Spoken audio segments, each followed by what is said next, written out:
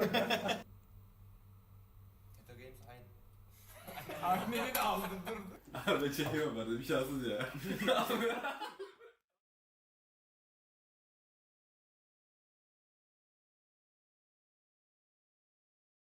Every game has a beginning,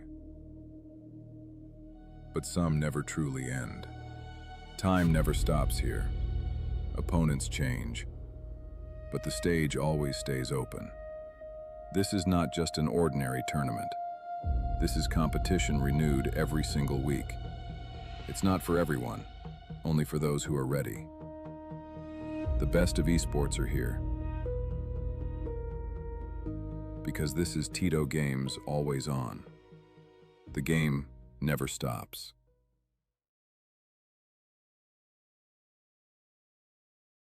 Tamam iyi herhalde.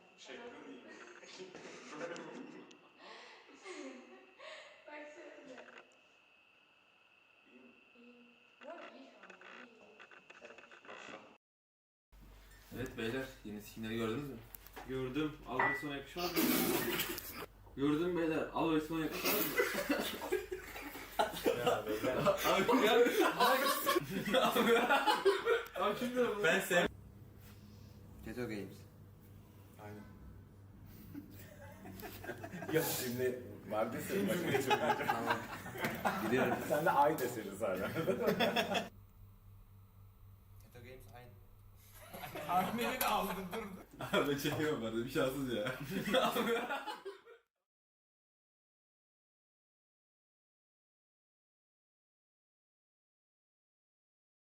Every game has a beginning, but some never truly end. Time never stops here. Opponents change, but the stage always stays open. This is not just an ordinary tournament. This is competition renewed every single week. It's not for everyone, only for those who are ready. The best of esports are here. Because this is TETO Games always on. The game never stops.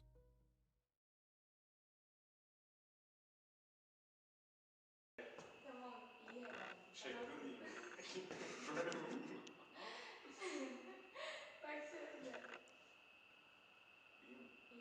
Bu arada iyi şu an. İyi. Evet beyler, yeni skinleri gördünüz mü? Gördüm. Al ve sona yakışmaz mı?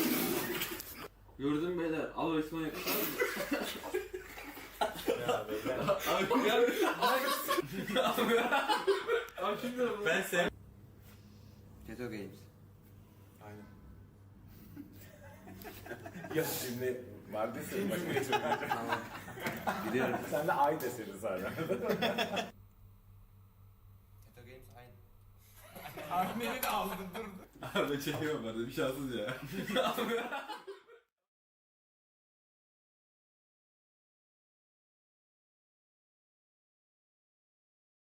Every game has a beginning, but some never truly end. Time never stops here. Opponents change, but the stage always stays open. This is not just an ordinary tournament. This is competition renewed every single week. It's not for everyone, only for those who are ready. The best of esports are here. Because this is TETO Games always on. The game never stops.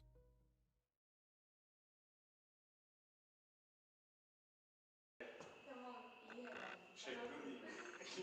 Baksanıza.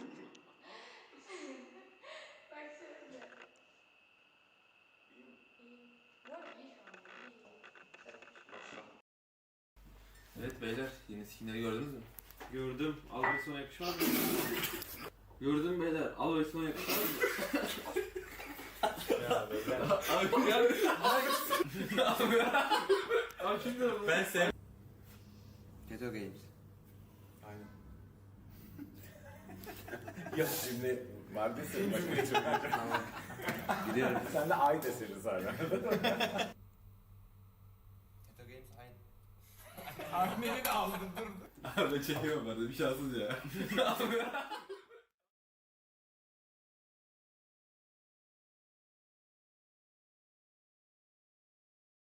Every game has a beginning, but some never truly end. Time never stops here. Opponents change, but the stage always stays open. This is not.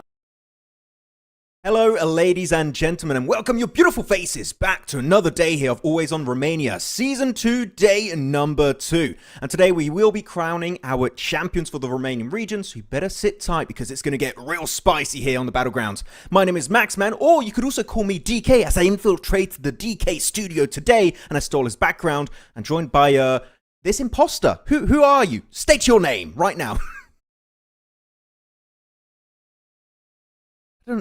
No, I don't know. Clearly not. We have the same hairline too. Oh, okay. DK is gone, but it's fine because he can't talk because he's not the real DK. Oh, now he can talk. Cool. Yeah, it's like what's going on here? It's like first he puts me on mute, and then he takes this. I don't know what like what's happening? What is happening? Yeah. But yeah, Max, excited to be here today. Of course, as you said, Day 2 is here. And I'm looking forward to seeing what the teams are going to be bringing in, right? We know there's one team that's done a lot of things, as we've seen in previous seasons as well. I'm looking to see what the rest of the lobby is going to do in response here today. Look, I don't know who this Max guy is that you're talking about, but I know I'll entertain what you're talking about. But no, it's going to be really intense here for our 16 teams to see who's going to be crowned our champions. Of course, all eyes currently on the Vicious. Can't wait actually to check out the leaderboards to see exactly what the main storyline of today is going to be as we enter today's 5 matches. There we go, production right on the money it seems, as Vicious are looking pretty strong here. 85 points DK, which is an over 20-point average per game, which if you've watched any PUBG Mobile Esports tournament, it's a crazy ratio to have. Yeah, that is pretty insane, right? I mean, Orthodox, of course, closed their gap considerably yesterday, right? Yesterday it was at Game 4, it was 40-point lead. So they were definitely able to put quite a bit of work in coming onto that final match to really try and get a bit closer here. But the work's not done, right? Ozrox, if they want to overtake the Vicious, they know exactly what they need to do. And as I said yesterday, I think the best map to probably do that on would be the first match here of today. Yeah, I mean, definitely you want to try and get a bit of a kickoff here on Rondo with a high elimination podium, if not maybe chicken dinner. Everyone's going to try and contend for that win, but there can only be truly one to do so. So Vicious is going to be also looking to try and lengthen or at least maintain this lead to a bare minimum against the likes of Ozrox and One Tap Romania. Outside of that, teams in the middle pack are going to be looking to race for that big top 6, which is where you do start to see some dollar signs here. Team Moldova right now, if we did stop at this point of the tournament, would be the one team to take home $100, and then 7th position, you get nat at 0. Nothing whatsoever, so we can still see a significant push out of these guys, though one question remains in my mind, DK. Are we going to see 404 Error Team maintain the duo strat of coming into the game as 2 players only and just destroying everyone, it seems, because it worked out yesterday? I mean, they could do a variation between the players, right? Have 2 players play the first match, 2 players play the next, kind of swap each other out and keep that rotation going. I think the only map in which that wouldn't make a whole lot of first one, right? You want to have even more opportunities for recalls. Game 2 to 5. I would say go for it, right? It worked out phenomenally today, so yeah, new meta cooking here, Max. The duo meta. Everyone is playing chess, and they're playing 4D chess right now. They're in a different dimension. But no, 404, we'll see what they can try and bring to the equation today. I do want to ask you a bit more of an open question here. Outside of the Vicious, because we all know Vicious is the favorite. Okay, we're all aware of this storyline. Who do you have as a team that could look Vicious mainly today? Ooh, well, so I would definitely go with Ozrox, contenders. I would include One for All in that as well, right? I really like what One for All was doing yesterday, especially leading up to the final stretches of the day. So for me, that looks quite interesting. I'm curious to see whether or not they're going to be able to up the ante, because all the way back in match 4 yesterday, when we stepped over in towards Miramar, they were able to secure themselves those 11 eliminations. And then, of course, the final match, they only got 3, but 11 is still a good way to boost their overall standings and get them just that extra little bit closer. So, yeah, I would say those are the probable teams that I'm going to be looking at here today to see if they can really blow some socks off here. some socks off. Oh, okay, going for the Yes. entire wardrobe. But no, we'll see if they can try and step up significantly today. I do think Moldova showed some potential. Their rondo of yesterday was good, but it's mainly of the circle, just literally centering up right on top of their road compound trifecta. So I do want to see a bit more presence from this team in terms of rotations. I just don't want to see them get a finish because they do get the circle on their position. Now I want to see them actually showcase their rotational capabilities, and if they do so, who knows, maybe a top 3 podium position is in the cards for this roster that I think is looking very strong so far in day one, outside of like the realm of Vicious, because again, like they're kind of a different breed in this lobby. But yeah, Moldova is going to be one of the teams that I'm going to be paying close attention to. And of course, if you want chat, make sure to put in the comments which team you are supporting. I saw a few people also already talking about Motion, which Motion, right, from Poland, I think that for some of the players actually from Poland, should I say, not the entire roster, is mainly Ked that I'm looking at. I think that he is a player that is very knowledgeable in this game in general, and is kind of like hoping to affect his Romanian brethren this time around and try and get them to step up around him. It's been a slower start here yesterday on their 5 matches, but today in particular, I think that Motion, with that true background experience, could be a team to initiate that massive comeback we're hoping to see today. Yeah, they definitely have quite a lot of capability there, and I agree with what you said about Ked, right? You just want to see that kind of influence the rest of the team, have that kind of, you know, leak over into their buckets as well. So yeah, I would like it if Motion really also just went a little bit cuckoo, a little bit crazy here today. I think that would be quite exciting to witness. But I think that goes pretty much for, I'd say, the entire lobby, right? I mean, 420 can really come in and start blazing a path for themselves as they go across the battlefields, right? They've got those 5 maps to work their way through to, also trying to improve their overall point situation. And I think the exciting part about this is we've not yet really seen any team that has been playing with a strategy or a tactic that doesn't fit against the other squads, right? I mean, it all kind of works to some extent, but I think a few teams' strategies could just maybe use a little bit of tweaking, a little bit of refinement, but that is why we're here, right? The teams get the opportunity to kind of test out and see what works for them, what doesn't work well, and how they could potentially look to change that up. And so I'm really excited to see how that's going to change, right? And of course, as you were talking about it yesterday, looking at a team like, for instance, Big Baby in 50 years, where they've been able to kick the butts of the Vicious and then move them into, you know, a different position. I'm all for that. I want to see that kind of evolution and the teams really applying what they've been able to learn here. Exactly. I mean, you said this is why we're here at this point for the tournament, is to try and kind of build this new generation of semi-pro / maybe even pro players, who knows, from Romania in general. Of course, you're going to have a few players from different countries, but the true core of this tournament is indeed from Romania, because it's, well, the Romanian edition of Always On Tournament here for Season 2. So, yeah, given time, this could be a region that creates new blood that's going to be poured into the scene. And sure, it's only 2 seasons, right? Which technically is only 20 games total, which in the grand scheme of the esports scene in general for PUBG Mobile Esports is not that many. But given time, maybe 3, 4, 5, 6 seasons of these, maybe we're going to have one player that just keeps standing out on that MVP graphic and will be the one to actually put Romania back on the map of PUBG Mobile Esports. Because in the past, it was Eastern Stars, right? Nexus Esports, also Nexus Gaming back in the day, that did change, which they kind of disappeared and dissolved fully. And I'm waiting for that new gen to put Romania back on a map, DK, and maybe next year with this tournament, this could be a region that is a true contender on the global scene. Yeah, and I mean, not only Romania, but we've got Poland coming up as well, right? So we've got two regions that have a great opportunity to really hone their abilities, to really get super strong and perfect what it is that they bring out onto the battlefield. And so I'm super excited to see how that all translates, right? What kind of chaos and mayhem that brings out onto the battlefield.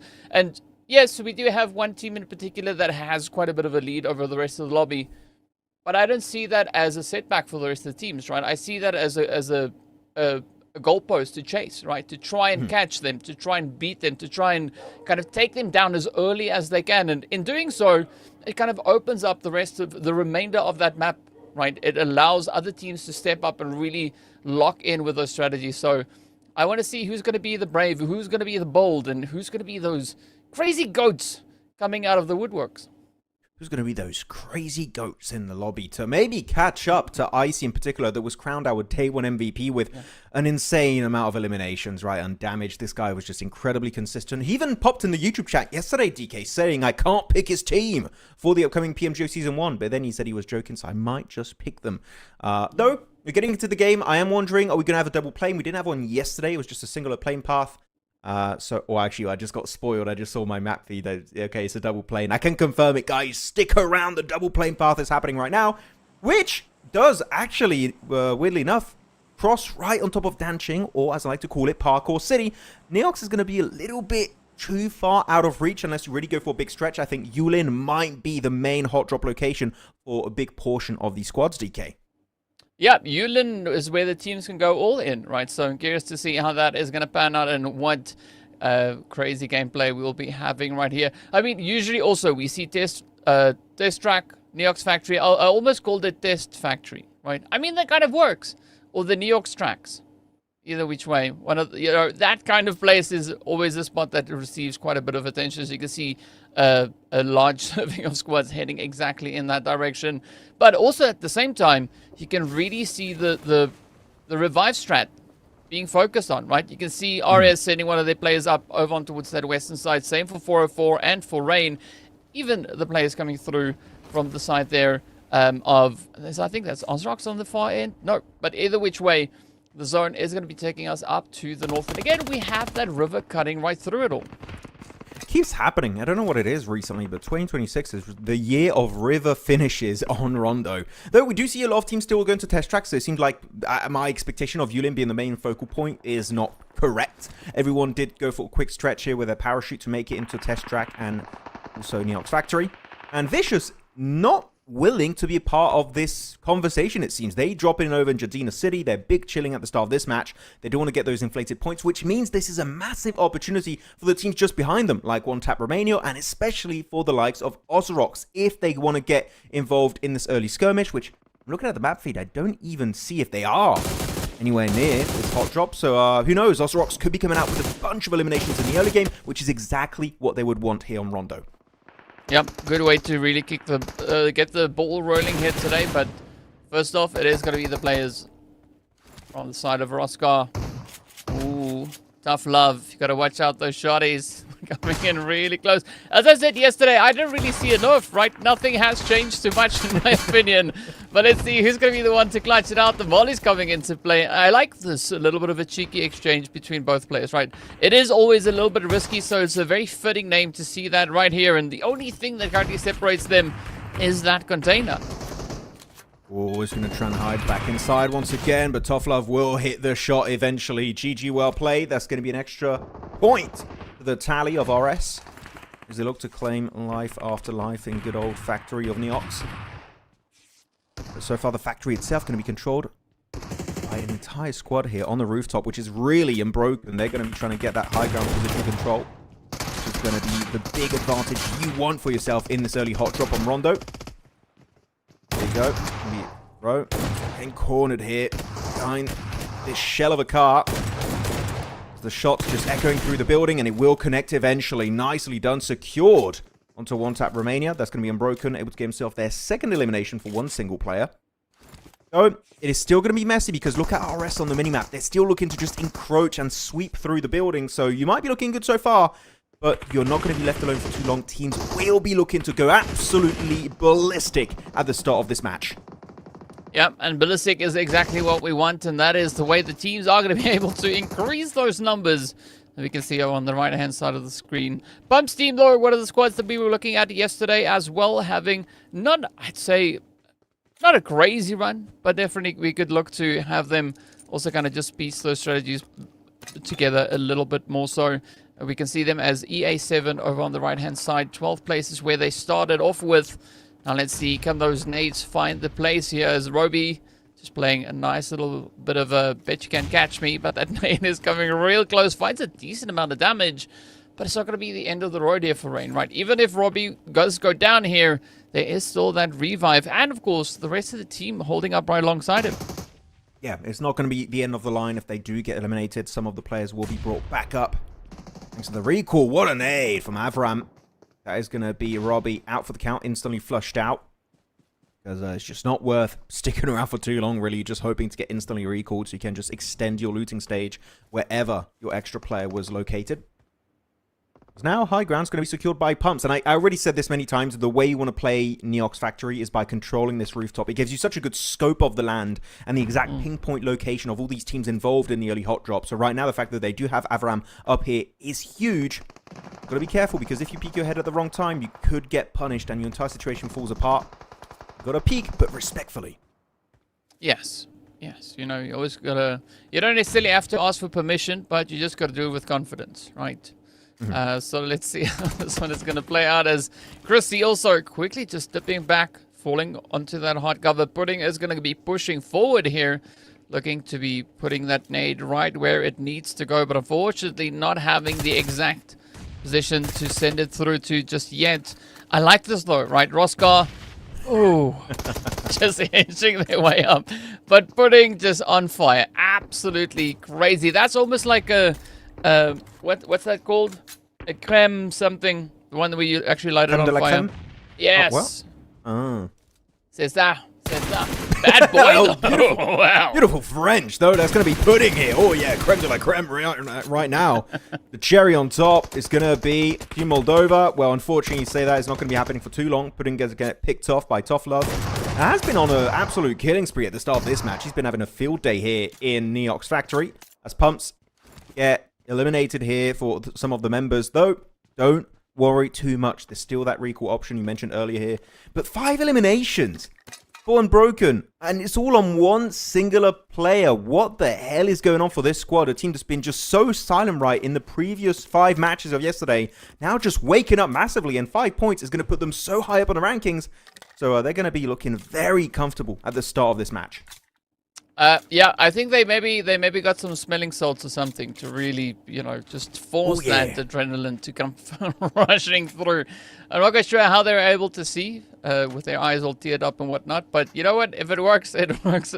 I also like what Team Moldova has been doing, right? Also sitting on 6 eliminations. They've been having a pretty phenomenal start here to their day. So all the teams looking pretty good. The elimination count's really starting to rack up, and I gotta say, Max, this is looking like a completely different game compared to yesterday. Really does, yeah. I mean, it feels like they're just a lot more confident, which is what you mentioned earlier. You wanted to see some teams just be more confident in general when you are playing on the rooftop, and also maybe in the entirety of their game. So good start, and again, top 6 is enough of an achievement here. If you can get up there, you will get some money on board. Top 1 for some teams is truly unrealistic to reach throughout these 5 games. So I think some teams have given up on it and just looking for just secondary prizes, not the main golden medal, which is, I think, a good mindset to have when you are this far behind. Victorix by RSC. Looking to also make their quick rotation down southeast of the circle, deep in the blue, but they're not too far from the play zone, so they should be able to make in just a few seconds worth of time. As it is centered up around stadium, and we did have, during EECA, a proper stadium finish just a few weeks ago. And those are incredibly fun to witness because you can play the rooftops. I know that you, me, DK, and also with Nepturo, we tend to play the rooftop of stadium quite a bit. It is going to be on the outskirts here down south, but it is still playable if a team wants to get that good scouting on board with that location. So who knows, stadium could be a good ticket here to the mid-game. Yeah, it definitely could be. So I'm curious to see if anybody's got to dare venture into that. And not only stadium itself, right? But you also got those lookout points towards the more southern side of stadium. So yes, there's a lot of opportunity in and around that area. But again, that river is going to be cutting up this playable area quite a bit. So I want to see who's going to go for Yin and who's going to go for that Yan location as they make their way in here.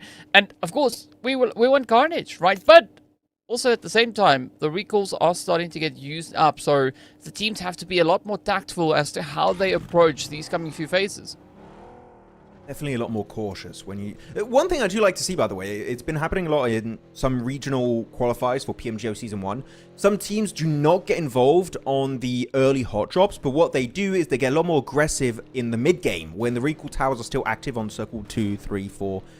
And they start to be a lot more aggressive there because teams know they don't have that recall tower, so they tend to play a little bit more passive, but not the teams that still have that recall available. And that's how you can actually start to make the number of players remaining in the lobby dwindle very early on, because you can afford to be a bit overly aggressive. And if you still have a player on the backside that has got access to a recall tower, then you're just good to go. So some teams have been using it in S-tier events. Are we going to see it at this level of play? I'm not sure, but it's something to consider. Could be used if a team really wants to try and extend a lead in the mid portion of this match. I mean, it's just amazing looking at all the creativity that these players have, right? I mean, because we just pretty much locked in on the strategy of, you know, you fight in the early stages of the game, you try and use up those recalls as quickly as you can, and, you know, try and stack up with points. And instead, they, as you've mentioned, they take a completely different approach to that. So I really like where it's going, and yeah, I agree. I wanted to see a few more teams maybe looking to adopt that strategy. But for the time being, it's going to be right here in Ryan, where we've got a little bit of tension starting to build, right? We've got two squads who are currently already occupying the space. Then we have Rain rolling in right behind them. So this is going to turn into quite the sweaty position to try and defend. Not going to be looking too good. Team Moldova, there you go, getting peppered. As you said, the setup is looking strong for Team Rain, and out in the blue zone, just don't have that much time to work with. So Rain just going to try and suffocate those players inside the buildings, inside this entire compound. Ryan, also quite tricky to exit from the southern edge because it's so open. So a lot of teams that might not even be here, focused on this fight, could be looking in your overall direction. But yeah, it seems like the entirety of RS just want to get involved in this skirmish. Decent nade, not going to hit the target, but still really good chuck in the right direction. Rain might be looking to fully regroup eventually and get that fight for themselves. But what a nade onto Dom. Beautiful execution. And he's just so far from his squad mates. That is going to be an instant flush. So GG, Team Moldova able to clap back 7 eliminations here, DK. They mean business big time on the second day. I mean, they're pushing, Max. They are definitely looking to push quite a bit. But as you can see, the players here from Roscar also sit with 7 eliminations. And both them and Moldova are sitting on 44 points apiece. So a great tie coming through here between the two squads. Only one of them could potentially look to make it out of Ryan in one piece.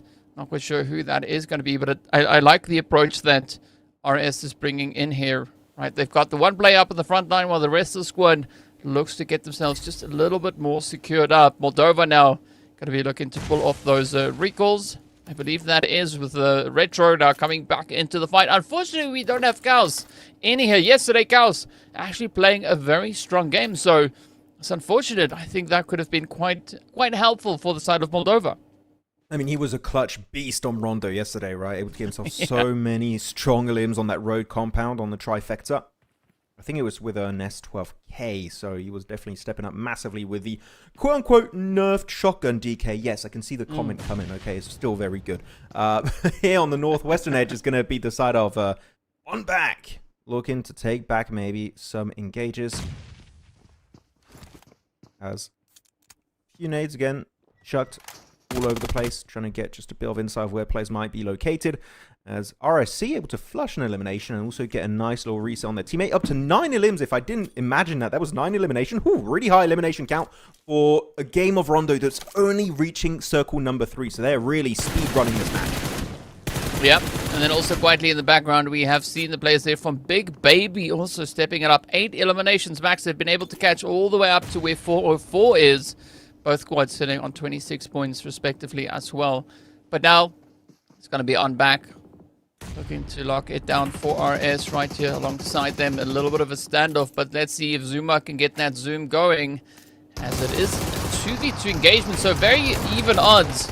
But only one team can walk away with a smile on their face. It is going to be Wake Up getting the lock on in there. Jordy about to receive a little bit of love here from Koa.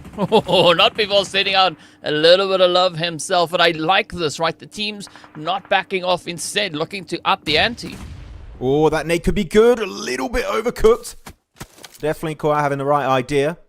Your player that you thought might be the MVP of day one, you know what? He might try and become it today. Good elimination secured onto Savage. That's going to put them up to 4 points so far this match.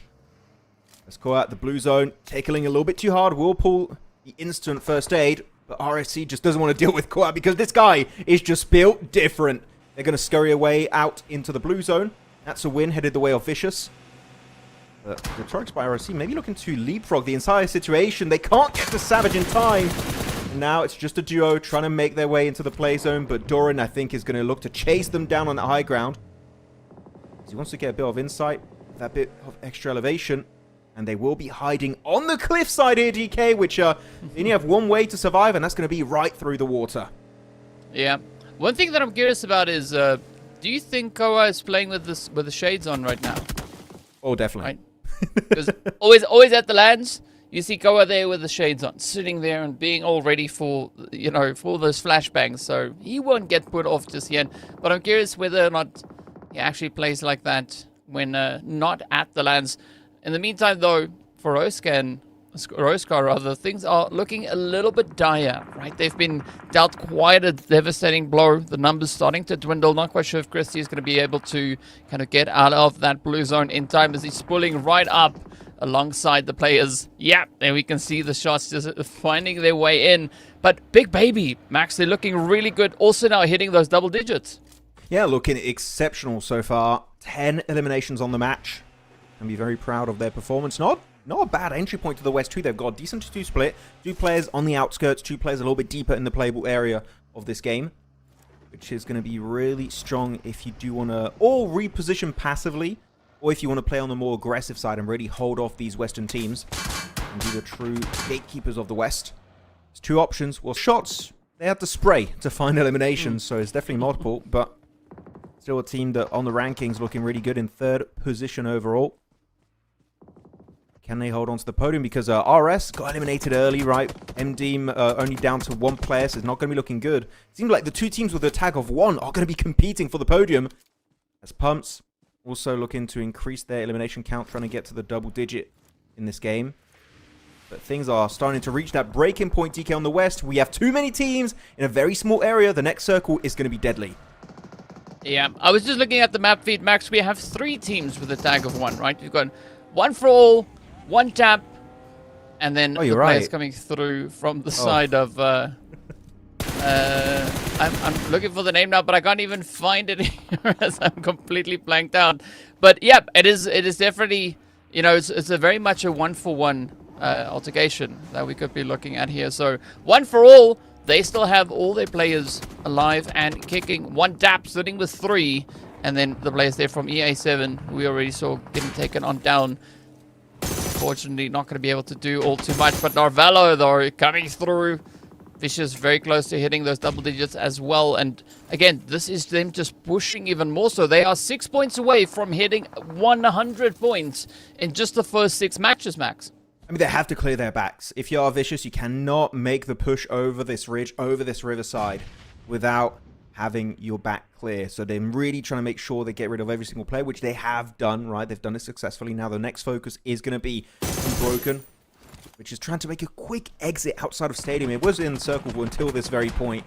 Now it is taken out of the equation entirely. Koa will have to reposition, suffering the brunt edge of that position of Unbroken. They're looking to maintain that pressure on that roster. Rostar, that's going to be a wheel popped. A very damaged vehicle, so that repositioning potential is just not going to be there anymore. That might just be opening the floodgates for Vicious to swarm that location and take it up for themselves. As Doran serving as the back angle of his team. Decent ridgeline, but now he knows he needs to solidify that location for his squad. Going to quickly dash forward. As Unbroken, the setup was looking good, DK, but now it's all falling apart against the side of Vicious. Ooh. Yeah, for Rovex here, not the best spot to get caught in, but the push, oh! And the send. That is them right back to Wednesday game. Good defense, though, coming through here from the side of Vicious, right? Already sitting now on those glorious 11 eliminations, going to get their share of the loot. But now 404, though, not rocking the duo. Instead, they have 3 players left. The full set coming through for Big Baby. Aggressive defenses here. Really good setup here, 404. Gonna be just surrounded, literally stuck between a rock and a hard place.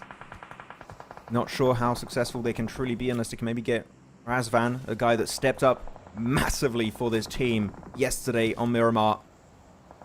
But here, sure, you have the Spy family car skin, but will it save you from these other squads that remain? Definitely will be tough. There's one for all.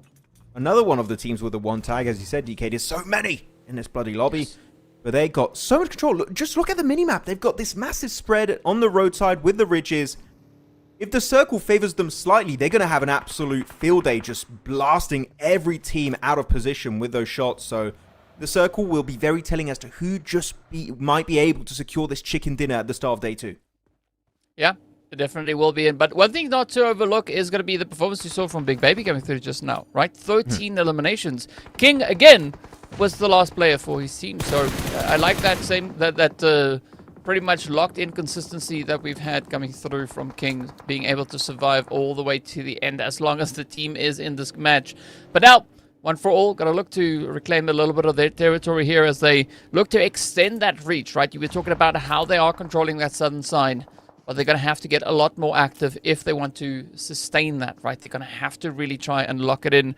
Ozorox, though, they've been a little bit quiet.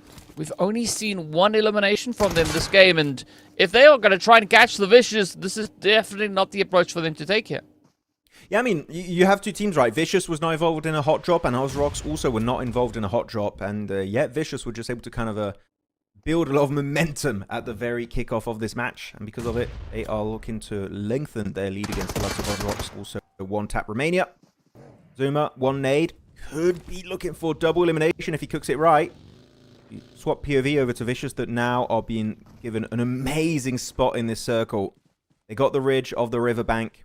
Everything's looking amazing. As actually, that's a double Molotov knock from Zuma. And he's instantly looking to confirm those 2 juicy points for himself. There you go, swapping on over to the M4. That's 1, that's 2. Nicely done, Zuma. Stepping up to the plate as a solo individual for his roster. That's going to be a big day. Over to the west, as Vicious still now just chilling. They know they've got good position. They don't have to move whatsoever. They're just playing with time, making sure the other teams are wounded before they get involved with the 4 players to wrap up this chicken dinner. I just heard a motorcycle crashing into something. We kind of did see it on screen a little bit in the corner. It just like freaking out a little bit. That's why I gave a bit of a giggle. It's always funny when that stuff happens, but you know what? It's Niptura driving. That's what. Yes, exactly. Right. That is. If you want to know how to drive and do crazy stuff like that, there's one person you got to go check out. But in the meantime, we got to be keeping our eyes here on one tap Romania. I mean, they also look pretty decent, right? I am concerned about Jordy sneaking up behind them, as RSC could maybe look to make a little bit of a play here. You can see those Doritos also now starting to drop on down. One for all, Max. Not looking too overly aggressive or trying to assert too much of the position. I like what they're doing here with the nades, trying to kind of just ward off the advances coming through there from the Vicious, but they're going to have to get a lot more aggressive and push on these knocks if they want to succeed. They find one. Yeah, you got to commit. You have to capitalize on that opportunity you created for yourself. They're looking for Koa first, but Koa! Oh, he sets up such a good defense, stops Nabuni from making the push entirely. Now, one for all. Or you got to go for the reset, or you got to commit to the push. It seems like they will go for the more aggressive approach. Another nade comes out. That's going to be now the knock confirmed back-to-back. Instantly flushed down to IC2, and that's it. Vicious, you blink and you miss it fully. Taken out here on that more southern eastern edge. Not able to really confirm that fight whatsoever. Good try, but it was just not enough. One for all will prevail. Yep, GG on them, and now it's going to be Ozorox looking to capitalize as they come sneaking on in. See, if you look at the ammo count that they have, you can see that they've not been doing all that much, right? 300 plus rounds. I mean, they are prepared for this final push, right? They are set up to fully and properly engage for the final showdown here.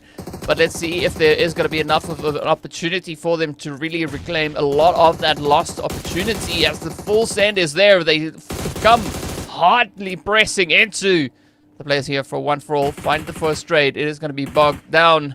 Oh, let's see. Will Nabuni be able to survive this cheeky nade? Oh, off it goes. Very close, but a little bit overshot. But BC can definitely just clean it up here. Just one quick move, and that's a wrap. Oh, he's right into... Oh! Well, I couldn't even see him for a second. I was like, wait, is he even there? No, he is there. Ozrock's good sweep down south. And it was good timing, too, able to third party Vicious versus One for All. When the two teams are at their weakest, that's when you capitalize on that option. And that might just be their golden ticket for the first chicken dinner of today. But Rain still got one, is Mitza. He's just hoping to remain undetected, unspotted by the two remaining squads of Ozrox and One. So yeah, second place, a silver medal would be in the cards for him. The thing is, with the amount of control Ozrox have in this circle, DK, this is looking like a pretty straightforward chicken dinner for them. But as I say, that one player does get knocked, so it's not looking all that good anymore, as the two players that are still alive on Ozrox are insanely far apart from each other. So no good backup shots available. Yeah, I mean, definitely feeling a little bit of the pressure there as well, they won't be able to necessarily bounce back just yet. It's not going to be an easy accomplishment. But, I mean, looking at one tap, this is also their opportunity to try and find a little bit of an angle, right? To see if they can maybe capitalize on Ozrox's vulnerability here. Melas is going to just scan the area, making sure that they can move forward. But Aussie, yeah, they got to try and ride out the storm, right? They want to play for that late game. They're not going to put themselves in a vulnerable position unnecessarily so. Most definitely. Oh, spots Leon. That's going to be a body shot into a headshot. Good connection from Aussie. Trying to flush it. Maybe Mitzi could be looking to steal it away, and he does just that. Rain, an extra elimination and an extra placement point. That's going to be a really good one to secure. Well, no, actually, no, it's not an extra placement point because they've yet to take down all of Ozrox, but it could be turned into a placement point if you take down the rest of the squad. And now it's a 1v2v2. Definitely now given an opportunity for Mitza to make the unthinkable possible. And he's still got a vehicle too. Oh, actually, no, the wheels are popped. Forget what I was going to say. I was going to say maybe if he drives around, he'd maybe get a bit of a surprise onto these two remaining squads, but the wheel is popped on this vehicle. It's already hard to control and maneuver. No, that is just not going to be an option anymore. Yeah, that's just going to be him serving himself up on a silver platter, I'd say. So maybe not go that approach, but ooh, it does provide him a little bit of coverage as the nade comes in. The damage is through. Mitza tries to pick it up, but instead gets picked up, and that is Ozrox now securing their 8th elimination here, Max. They were sat on 3 eliminations just a few mere moments ago. And 6 of those eliminations are purely from Milaz alone, so he's definitely been the big carry of his team, looking to be MVP of day 2, at least, at the kickoff.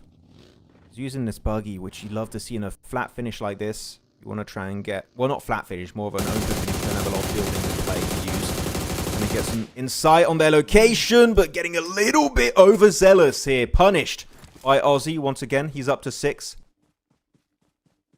It's going to be PC here.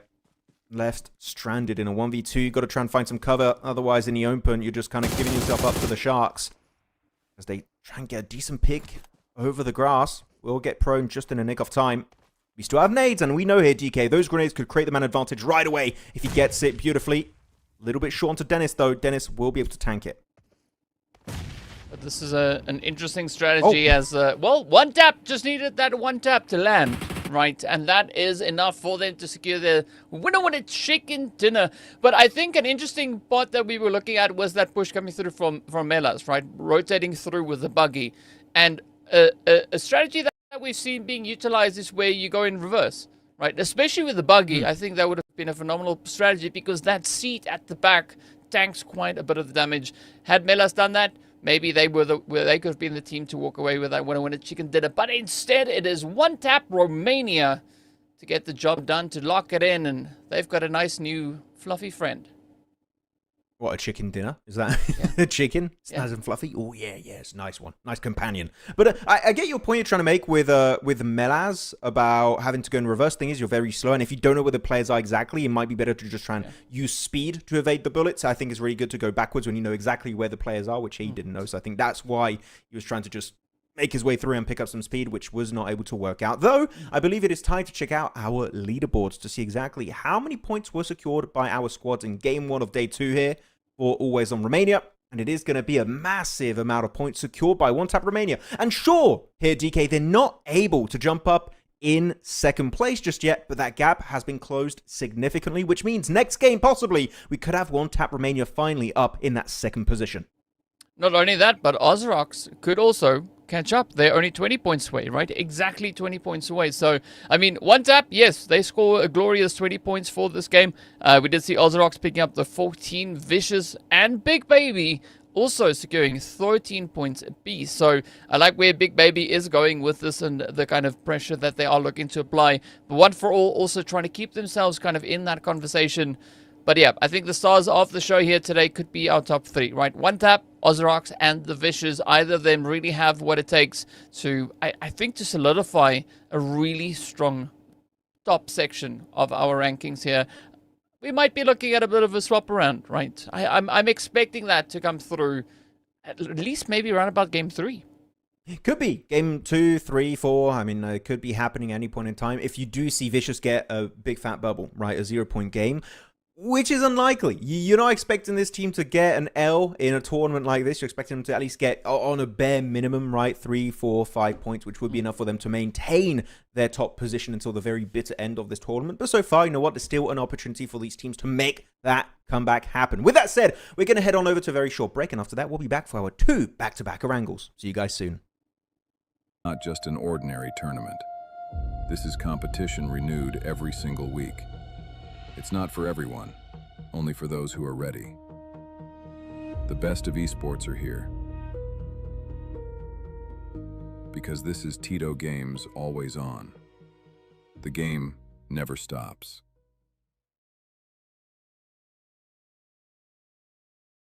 Tamam, iyi herhalde. Baksanıza.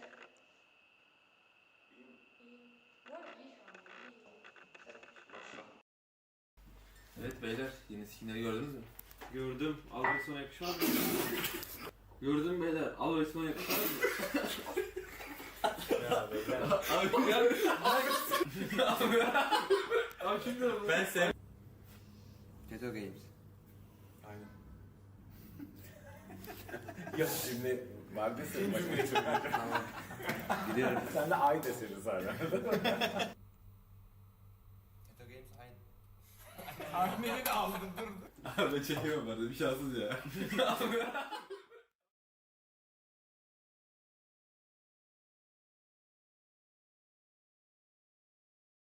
Every game has a beginning, but some never truly end. Time never stops here. Opponents change, but the stage always stays open. This is not just an ordinary tournament. This is competition renewed every single week. It's not for everyone, only for those who are ready. The best of esports are here. Because this is TETO Games always on. The game never stops.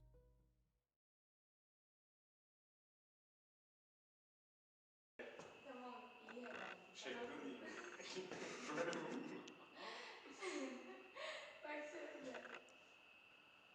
İyi. Bu arada iyi şu anda. İyi. Evet beyler, yeni skinleri gördünüz mü? Gördüm. Al ve sona yakışmaz mı? Gördüm beyler. Al ve sona yakışmaz mı? Ya beyler. Abi ya. Abi şimdi Ben sev... TETO Games. Aynen. Ya şimdi Mardin'sin başka çok Tamam. Gidiyorum. Sen de ay deseniz hala. TETO Games aynı. Ahmet'i de aldım dur.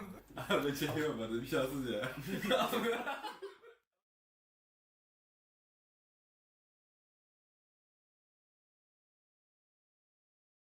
Every game has a beginning, but some never truly end. Time never stops here. Opponents change, but the stage always stays open. This is not just an ordinary tournament. This is competition renewed every single week. It's not for everyone, only for those who are ready. The best of esports are here. Because this is TETO Games always on. The game never stops.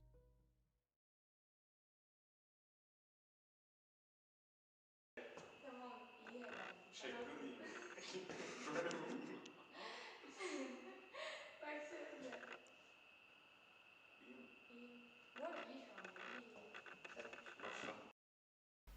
Evet beyler, yeni skinleri gördünüz mü?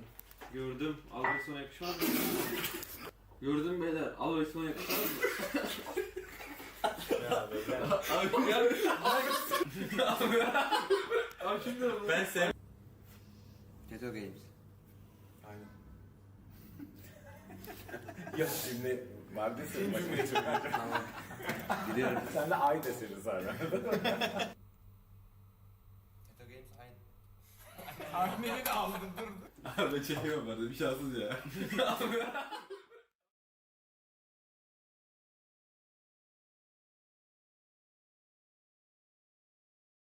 Every game has a beginning,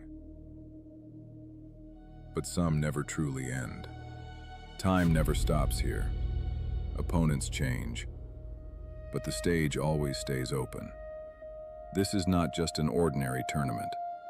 This is competition renewed every single week.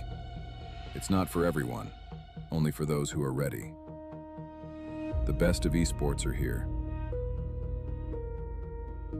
because this is TETO Games always on. The game never stops.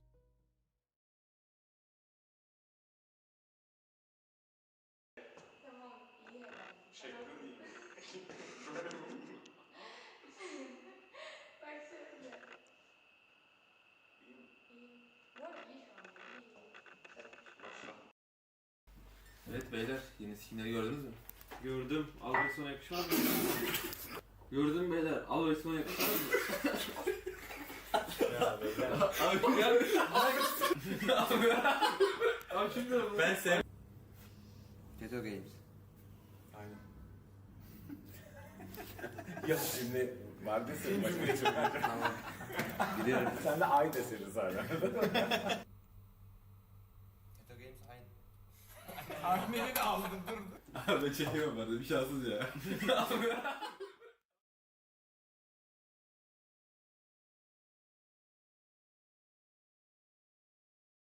Every game has a beginning,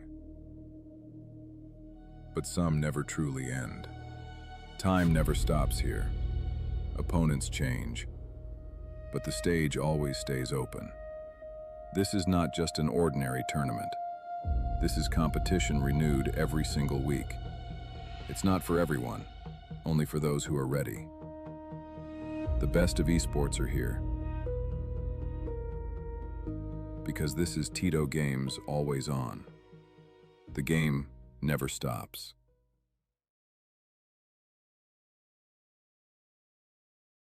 Tamam, iyi herhalde. Baksana.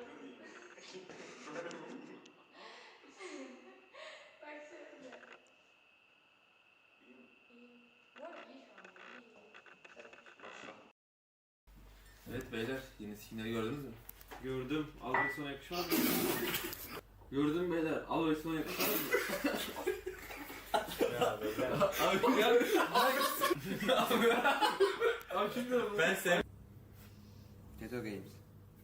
Aynen. Ya şimdi vardı senin başına çok Tamam. Biliyorum. Sen de ay deseni sonra. TETO Games aynı. Tahmini de aldın dur. Ben çekiyorum vardı bir şanssız ya.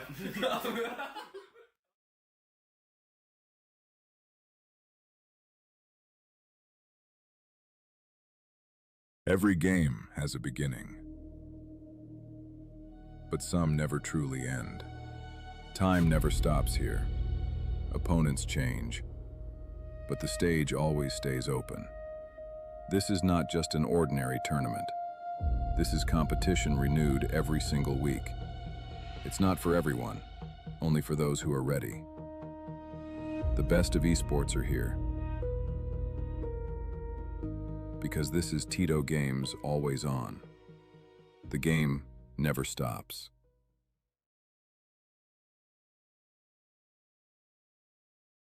Tamam, iyi herhalde. Baksana. İyi. Bu arada iyi şu an. İyi. Evet beyler, yeni skinleri gördünüz mü? Gördüm. Al ve sona yakışmaz mı? Gördüm beyler. Al ve sona yakışmaz mı?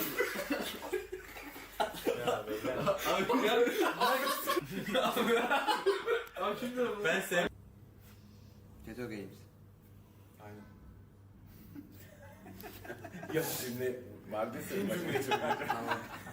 Biliyorum. Sen de ay deseniz hala. TETO Games aynı. Anneni de aldın dur. Abi ben çekemem ben de bir şanssız ya.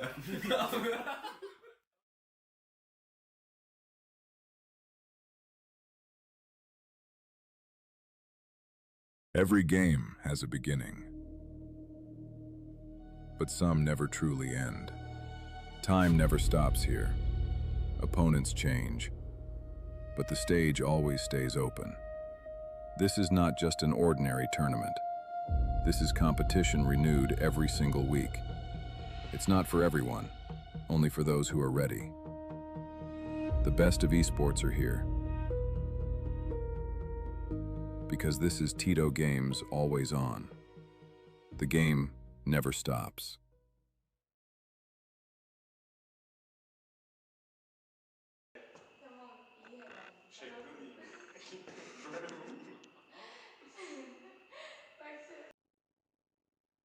One Tap Romania off to an amazing start here in Always On Romania Season 2, and we'll see if they can keep that glorious comeback going against the likes of Ozrox and especially the Vicious at the top. My name is Max, and I'm still with DK to bring you the action here for our next 4 matches before we do crown our champions. And DK, so far we're going to go on to a wrangle. No extended points because of the recall system. It's all going to be down to 1 single life per player, so it's really time for these teams to really make the most out of this game to get those points and hopefully do make a big jump in the rankings. Yeah, it changes up the dynamic a little bit for the squads, right? They really have to focus on that survivability if they want to climb these overall rankings and try and get themselves as high as they can. Again, top 6, that is what you're going to aim for. As you can see, the entry into that is now kind of locked onto 44 points. So Team Rain already one away from that. That is going to be quite easy for them to accomplish. So Moldova and Roskar, they will definitely have to defend that top 6 position if they want to share off the prize pool. But I like what we've been seeing happening over on that left-hand side, right-hand side rather of the screen, right? Big Baby, they started off the day all the way down in, I believe there was 11th place or 12th place.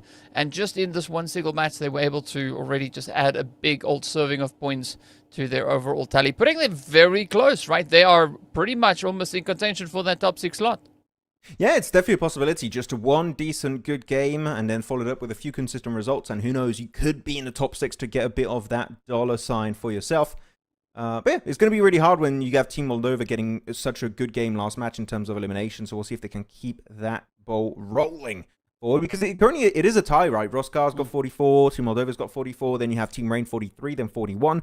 And after that, you do have a bit of a drop-off between 8th and 9th position. So really, 9th and below need to start to initiate something if they want to get up there. And even then, if you move over to the likes of 404, they have a decent lead between themselves and the 2 teams just below them. So we have a few amount of gaps spread throughout the entirety of these leaderboards that is not impossible to surmount because you don't have that many games realistically for this tournament, just 10 total, which is very small in the grand scheme of PUBG Mobile Esports.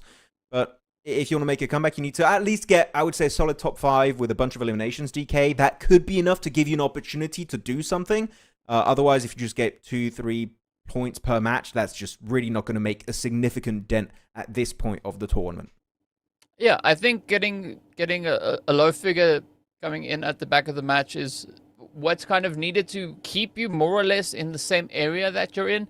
I don't think it's enough to keep you in the same position, right? You still have to have a very high single-digit count points secured in a match to ensure that you kind of stay where you are. But I don't see any team really in a position where they could look to afford to do that, right? The only team, yes, as we know, the one at the top of the board, but everybody else, right? The chance is there for them to close it up because those scores are getting closer, right? As we saw, only 20 points currently separating first from second. So there is going to be a big rush I'd expect to see come through from the side of Ozrox. Also then seeing, One Tap Romania looking to go absolutely crazy and surprise us all with what they can bring through.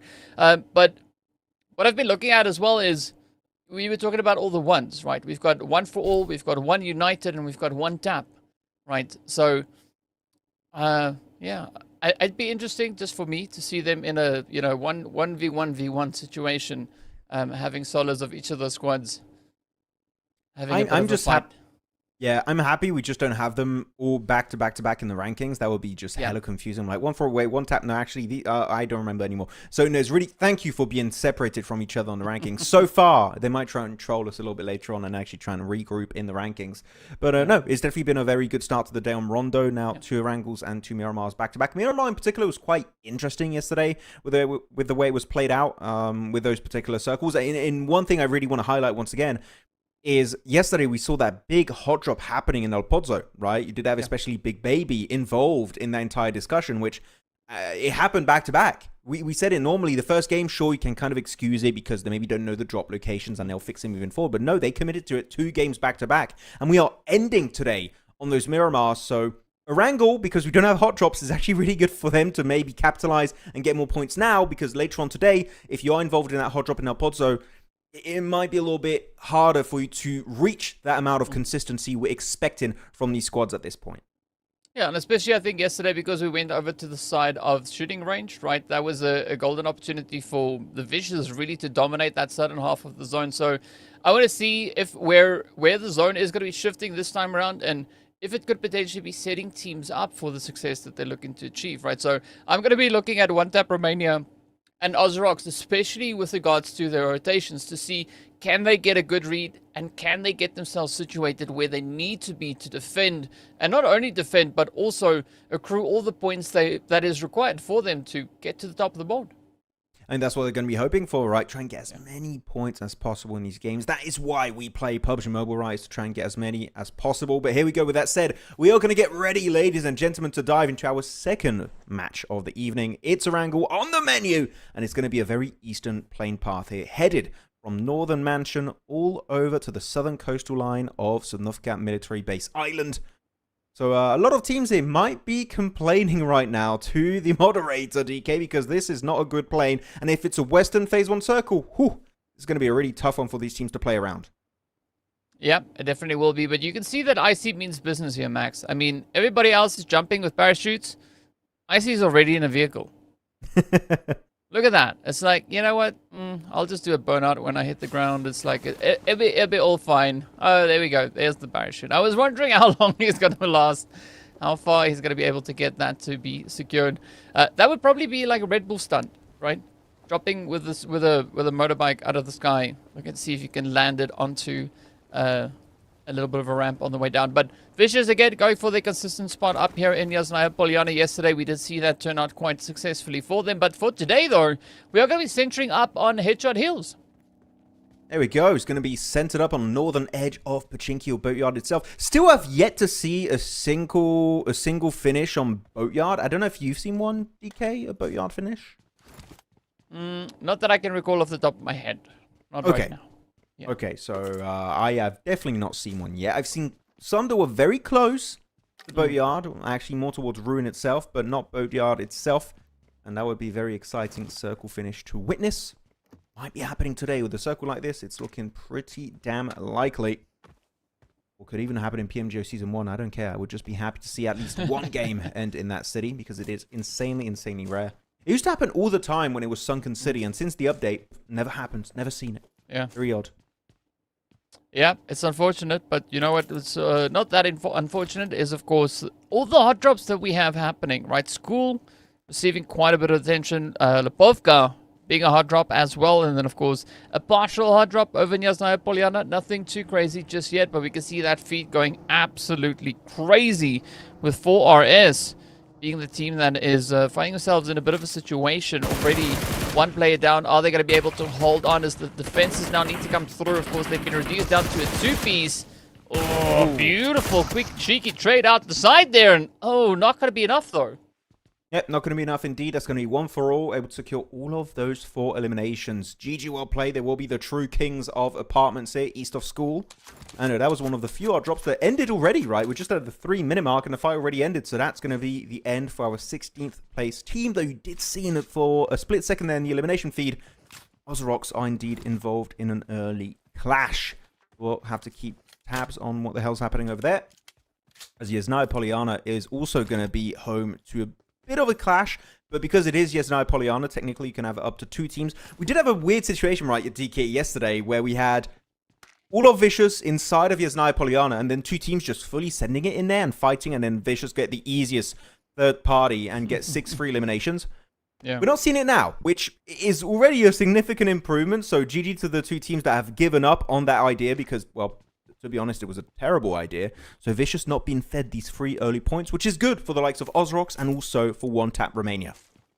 I think it also works with the strategy that they're bringing in, right? I mean, we've seen them for the early stages of the game usually trying to avoid engagements. Yes, they will get involved if they get pushed, right? But they won't actively go out and look for those altercations. So, yeah, I think it's kind of a win-win in both regards, right? The teams get to survive a bit longer, and the Vicious also really get the opportunity to play the strategy that they intend to use. But aside from that, we have seen quite a few other altercations happening across the board. Lipovka is going to be the next point of contention, where we've got Motion and a Big Baby just swapping out a bit of ammo there, throwing weapons at each other.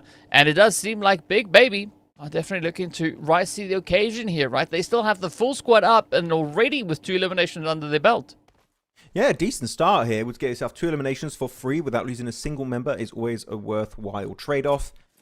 So hopefully they can keep that going for the rest of this match. This 404 Era team. You have a full team, also known as 2 duos here, DK. When you really think about it, there's 2 duos. One of them is pushing forward with a knife in his hand. And Bog is just getting the 2 freest eliminations in his life. He's like, of course I will take 2 free eliminations on the silver platter. That was an interesting decision, especially to send it in an apartment that usually in a circle like this will always be hosting a full squad. So yeah, that's a bit of a head scratcher. Not sure why it happened. I think that was a tactical play coming through from 404, right? Because they're like, you know what? We've got some extra weight here that we need to shed. We need to, like, if we're 2 players, it works. Right, and that's exactly what they have now. They have 1 set of duos remaining, so I'm curious to see if they're going to look to double down on that cheeky strategy that we saw from them back in Miramar yesterday. This is going to be go time, as it's not going to be Ryuga this time around. It is instead Risky, so the RNR holds true, but the shots connecting on through is Risky. Gets rolled up and put in the corner. Now it's going to be Moldova coming through, trying to close it up, and they make it look effortless. Retro with that S12K, very much on the money. Very much indeed. I mean, just 1 bullet. Well, it's not really a bullet, it's a pellet. But yeah, you get what I mean with the shotgun here. It's going to be enough to get rid of that solo individual. And that's going to put them up to 2 points so far this game. A decent start. And it really sucks when you look at the rankings because you're looking at teams that are already below top 10. 404 fully eliminated, Motion fully eliminated, 4RS also fully eliminated. So that comeback, that glimmer of hope is slowly but surely dwindling away for these teams. It's going to be fading to black. So we'll see 3 more games. The dream is not fully over yet, but those amount of opportunities are getting slimmer and slimmer. It's Team Moldova. No, good start here. A little bit of a W at the kickoff of Wrangel. We'll be looking to make a quick dash to the east. Actually, I'm talking about a dash. They don't even have to. They're already in circle pretty comfortably so. Got access to vehicles, so I think they're just going to be chilling until phase 2 pops, which is going to be in the next 1 minute and 15 seconds worth of time. And a lot of teams centered up, right? You got 4 teams on the outskirts or into Pachinki itself. So teams just trying to play dead center as much as humanly possible. Yeah, I think that's a good overall approach to try and take here. But one thing that I'm also noticing is that Big Baby and One for All, both teams off to a really good play. This could potentially be a little bit of a resurgence from both those squads looking to happen here today. But for now, we are going to be looking over at Rain. Looking to push through. It is Roscar. I like this cheeky position here by Tough Love. And, I mean, this could be a great opener, right? Bad Boy just waiting in the wing. Don as the backup and Christie as the reinforcement. Now the blue zone is going to force their hand here. But how will this all come to play as Tough Love is just inching his way forward? Oh, no, he falls down! Oh, that would have been such a good position to have. He falls down just a few meters off those steel beams. He does have 1 grenade. Which normally if you want to put play up here, you want to have way more than 1 grenade. So I think that is a slight misplay for RS. You want to put a lot of your resources in terms of utility in the hands of that frontline player. He's looking to retreat. Regroup with his squad. As Nebuni will get dropped eventually on the elimination feed. So a few fights are happening across the board. Rain looking to tank that blue zone, and you even see on the minimap one of the members actually going for wide rotation on the island itself. Maybe not looking to exit DK, maybe looking to get an off angle on the bridge to assist that team, and actually GD does jump out of that vehicle, so he is looking to get involved in that discussion. Yeah, GZ looking to make it easy here, just getting those alternate angles to try and contest here. But I mean, ideally, I think for both teams here, they got to find a way to disengage for now, right? This fight is not necessarily going anywhere productive. And to add to that, they are both out in the blue. And of course, with the zone shifting a little bit more towards the western side, I think there might be a better approach, especially for Rain, to push for the western bridge as opposed to committing to that eastern one. Definitely seems like it. But as you said, it's not really worth it at this point. I feel like the two teams should understand, okay, this is an L for the two teams. We didn't create an advantage in the first 15-20 seconds of this fight, and now the blue zone's tick-in is just going to be using up a lot of our resources, right? And it's just going to be a black hole for our meds.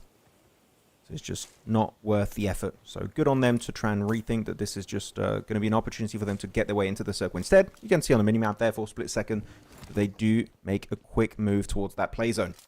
Looking at the play zone itself, though, one team that is already looking comfortable in the circle. I love seeing our observer just moving around, just trying to see what is interesting right now. What do I want to look at? Oh, I'm looking at Pachinki. Pachinki Hill's really good, yeah. Oh, but no, you got a big push happening up north. Oh, yeah, let's go to Unbroken. We go to Moldova instead. But, oh, yeah, you could see the brain cells activating, like, what is interesting. Yeah. And there was a few good things there. Yeah, no, I have to agree. I mean, it's, but also nice bait and switch, right?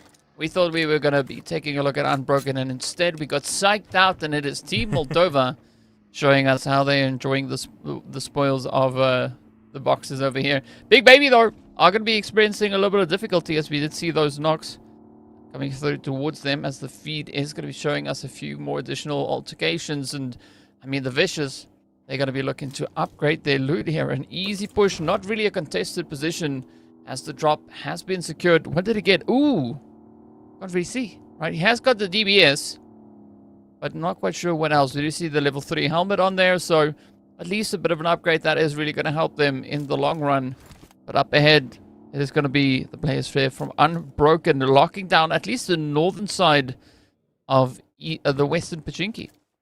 Yeah, it was an AUG, his main AR, so he didn't get himself a FAMAS or an MG3. Oh, would have been amazing to see that one being used up. Yeah, I did have an MG3 in one of my games today. And unfortunately, I couldn't win my 1v3. I got 2 knocks.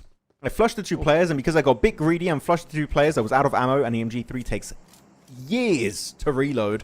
And the last guy pushed me with the UMP and beat me. So that was unfortunate. But that is the weakness of the MG3. You know, as much as I love that weapon, the one real issue is the long-range spraying capabilities of the weapon, and also the reload speed that is just incredibly slow. But they don't have it, so you know what? They won't have that issue now. For now.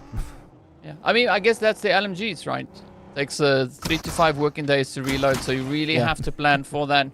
Unfortunately, Leon can't exactly plan for a Rooster to ASC. He just looks to send it in. Melas now needs to do whatever he can, right? Ozrock's not having a single point on the board currently, and they can't really afford to go out here. Yeah, definitely want to try and be a bit more cautious about it. Melas, making it through the fields, west of Pachinki. Not going to be caught just yet. But Ziptorix by RSC, more than willing to encroach on this compound to the east. Sending Geordie over, getting some insight, getting some intel. As is just parked up here. And again, he is a solo. So he really's got nothing to do. He's looking to maybe clutch it up, stay hidden. And he's sticking around. Seems like he wants to wait for the fight to come his way. Got the S12K. The extended mag, so he's got 10 pellets ready to go. RSC, not looking to go in blind, DK, just scouting with the vehicles, trying to get the exact location of Melas before committing, but right now they have yet to locate his exact location. It's an interesting strategy, and I think it's one that could definitely pay off in the long run, right? Not trying to do any, not have any reckless behavior, right? Trying to play it a lot more tactfully. But in the meantime, also, we do see the players from one also just over on towards the far side there. So there could be a little bit of an opportunity. Overlady also is going to be running a few players over as Big Baby are still trying to get themselves repositioned back into the safety of the zone. But center zone currently very, very quiet, right? The team's being very respectful of the space. Nobody going to be looking to put themselves in any kind of an disadvantage. But I like what Zero is doing here, just trying to play off of the rooftops. He's got himself the hovercraft in the distance. Ooh, would be good in a potential field finish. We're looking at the circle. There's a very high likelihood it's not going to be near any kind of strong compound unless you have a significant hard shift. If he goes in the center towards Vicious or even west of Vicious, it could be a very useful resource to have that hovercraft. I'm still waiting for the rise of a new Incilio. For those who don't remember, 2 years ago in PMGC in London, Incilio kind of made history as being the kind of initial team to use the hovercraft before it was meta. Really committing to it, dropping Milta and trying to get as many as possible. So you'd have games where they had 3 hovercrafts, which is crazy. But now we're seeing it, but no one is really using it as much as Incilio did. So hopefully we'll see that later on in the 2026 esports scene. As RSC back in their vehicles. They're not in circle here, DK, so they need to make a send. But where the hell are they going to go? Yeah, that's going to be a tough one to figure out. I mean, they can try and opt for a bit of high ground, but it's going to be... They're going to have to fight for it, right? It's no option they have at this time is going to be an easy claim, right? They're going to have to fight to get themselves situated, and already they're experiencing a little bit of difficulty here at the hand of the players. It's going to be footer from one as the shots are just lining up one after the other. It's going to be pumps, though, just trying to keep the pressure up. The molly's flying all over the place, but that is not going to be enough, though, so the RSC's send here. They just need to deal with the pressure, and now Savage needs to be very, very cautious, as this could be the end of the road. Jordy just bleeding out slowly. Savage trying to bring the team back on their feet, going for the res. Over on towards Zero. Jordy going to sign off the vehicle, going up in flames, and Melaz with a cheeky pickup. I think even Melaz is surprised, like, how am I still alive and how did I get that point? Not sure. They're still going to be an extremely wounded team inside that eastern building, so Melaz might be able to actually make something out of this. Has he just taken a few shots? I think maybe also trying to demand respect in this lobby, making sure teams are not willing to encroach on his terrain because they wouldn't know that is a solo, because usually a solo would be quite silent, not willing to give his location away. It's Vicious, though. 1 free point headed their way. That's going to be Icy picking up 1, but I did see there, DK. For a split second, the MG3 is in play to be looking to create an advantage for whichever team has it under their control. Yep, that being 1-tap Romania. So let's see, can they go 2 for 2 here in the meantime? Icy just trying to spray into the side of RS as they move on forward. Now, this is where things could get quite interesting, right? Because 420 definitely one of those teams that could benefit off of a few additional points coming their way. But now Moldova full sending it here onto Big Baby. Ooh, but a very segregated push coming through. And all they have is pudding. That's not kind of the dessert that you were hoping to close off a play like this.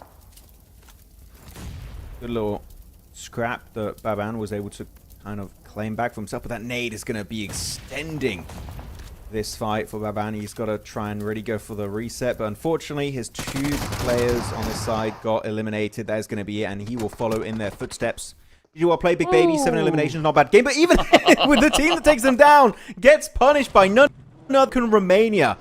1 free point, but 2 teams pretty much go now for the price of 1 elimination. That is a good trade-off. And Broken here reaching the point where you will get some placements. So Unbroken definitely getting a significant W and still have access to this warehouse west of Pachinki, one of the only teams down south. So they are going to be having a great time here for the rest of this game. Yeah, I mean, they're going to enjoy the loot as well, right? Exactly as the logo suggests, with a little bit of that Santa hat on the action there. You know, go in and have some fun with it. Now, it's going to be the Vicious trying to get the center zone under control. So we've got RS to the north of them. We've got RS to the northeast of them.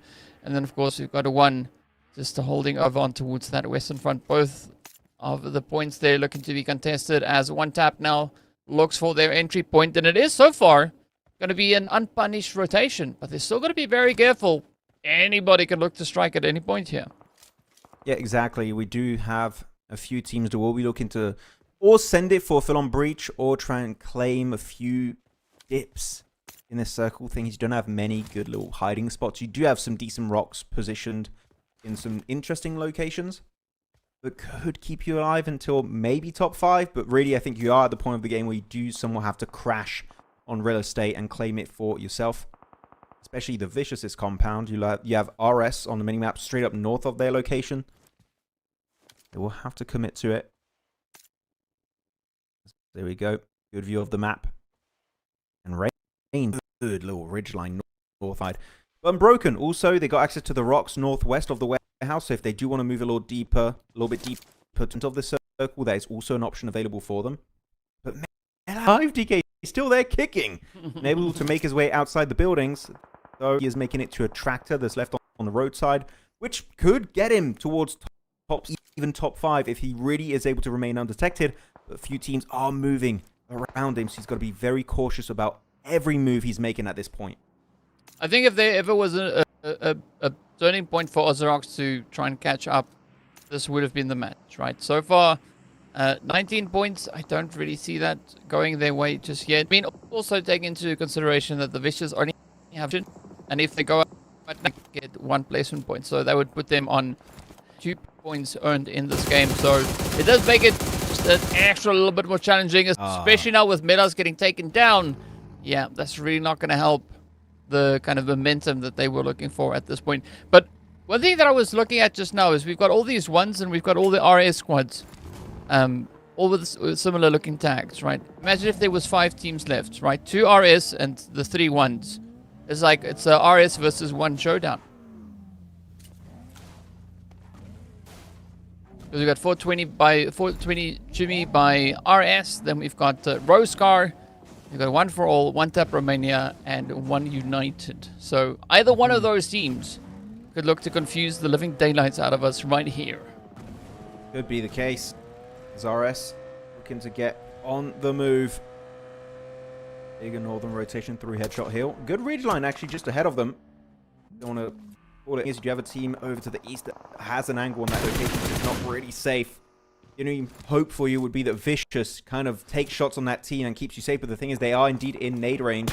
Koa takes no prisoners. Spots Seko in the distance, and that's going to be an instant knockaroonie. As that's going to be flushed out. Koa up to now his first elimination of the game, and now the nades are going to come in flying. He's got a total of 3. First one shut. He does get the double, Koa.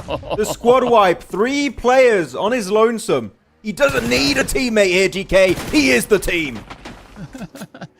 Well, Koa definitely contesting for that MVP, right? Trying to upset IC along the way. But a very, very impressive performance going through here from the side of Koa. But they're not done yet, right? We still have 1 Tap Romania also supplying a little bit of that pressure coming over from the western front. RS, though, Roscar holding here northeast. Just trying to keep themselves a little bit disengaged. Don't want to get caught out in the spray downs anytime soon. But, oh, it is going to be, and you can see 1 Tap now feeling the pressure, that sting, and it's going to be the Vicious now really aggressive on the rotation here. Yeah, I mean, they got to start being aggressive. You don't have a team behind you anymore, so you can really start to exude pressure on this lobby. And have your names pop up in the elimination feed. Dora and IC going to be serving as the more western duo, while the rest of the team, actually, no, they're just going to be swarming the location with their vehicles, it seems. IC will get dropped, but you know what? They still get a big opening. Doran will be able to find a point of his own. And IC still not in an impossibly bad position to go for a res, so he can still be brought back to life because no one is looking to encroach on their terrain just yet. RSC can see on a minimap, they're getting in the cars, looking to make their way forward, crossing the roadside. They don't have too much insight on where all the members of Vicious currently are located, so they're going to be a little bit more cautious here, play it respectfully. They are at least in the playable area of the circle. They don't have to be overly aggressive. They keep moving about, trying to become a bit of a harder target to pin down. But 5 teams here still in this game, DK. And it's still not 100% sure to be Vicious because every team still have a lot of members, a lot of trios. Actually, only trios left here for RSC, RS, Rain, and Unbroken Romania. So Vicious, they get caught off guard. They could be losing out on this chicken dinner. Well, easy pickups here for Unbroken as they do score yet another elimination.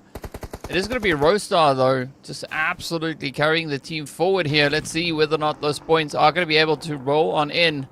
As they spotted a bit of an opportunity, bit of an angle. And they capitalize on it. Don, though, getting absolutely blown to pieces as Rostar is on the money with those utilities.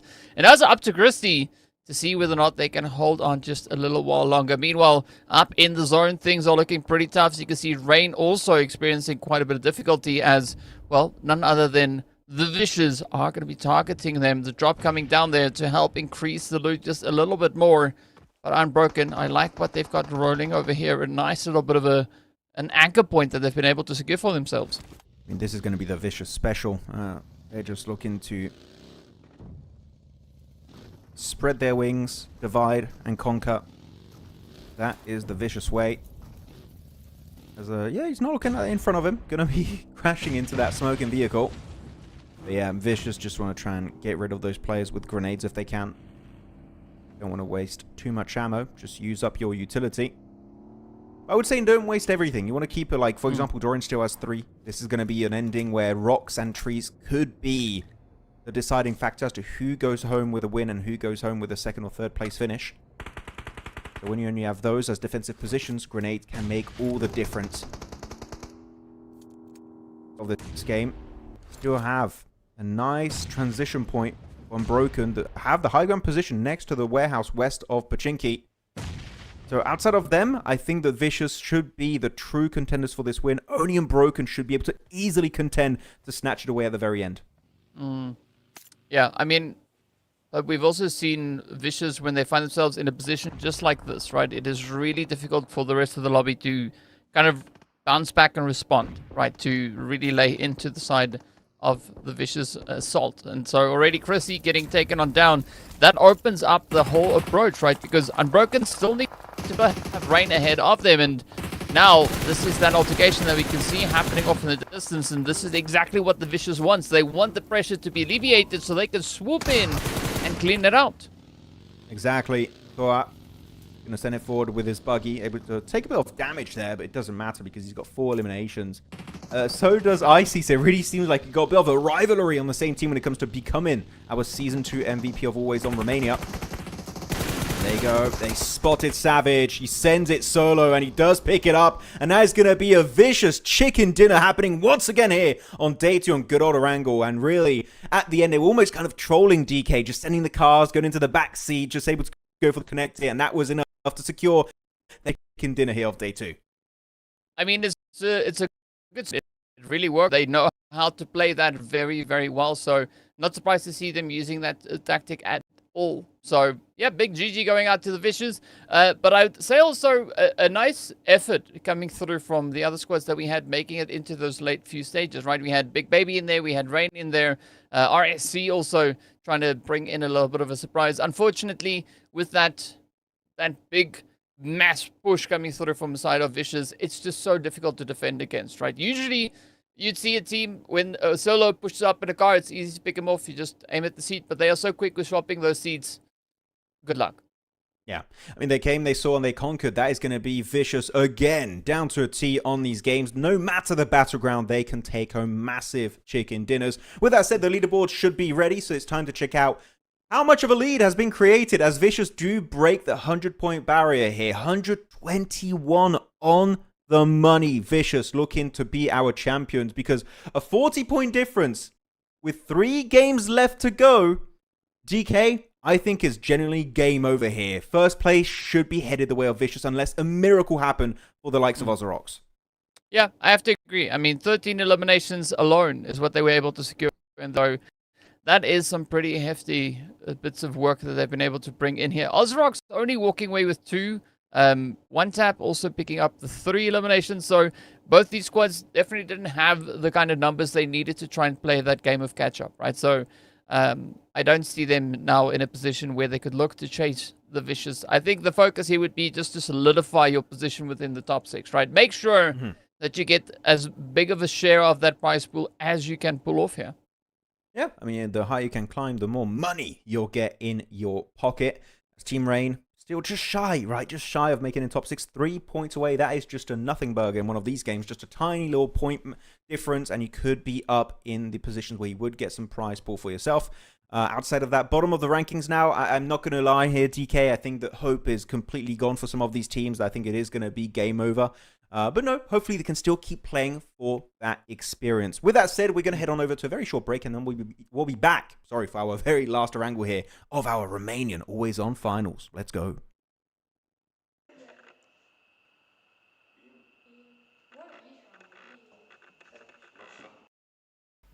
Evet beyler, yeni skinleri gördünüz mü? Gördüm. Al ve sona yakışmaz mı? Gördüm beyler. Al ve sona yakışmaz mı? Ya beyler. Abi gel. Abi şimdi Ben sev... TETO Games. Aynen. Ya şimdi vardı senin başına geçirmeyeceğim. Tamam. Biliyorum. Sen de ay deseniz hala. TETO Games aynı. Abi beni de aldın dur. Abi ben çekemem ben de bir şanssız ya.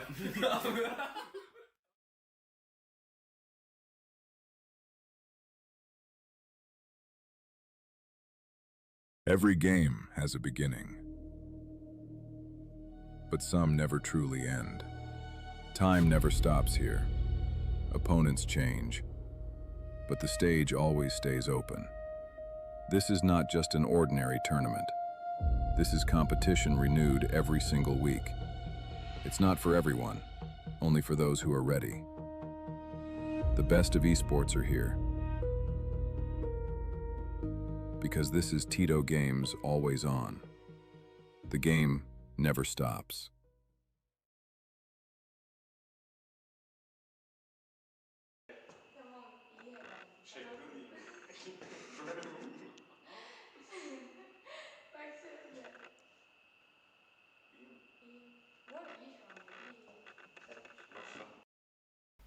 Evet beyler, yeni skinleri gördünüz mü?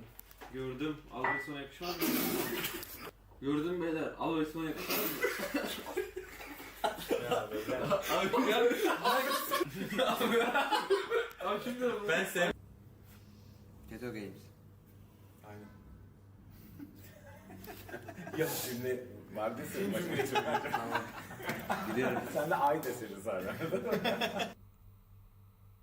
Games aynı. Abi beni de aldın dur.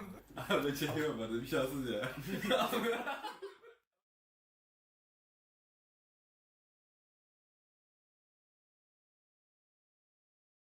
Every game has a beginning, but some never truly end. Time never stops here. Opponents change, but the stage always stays open.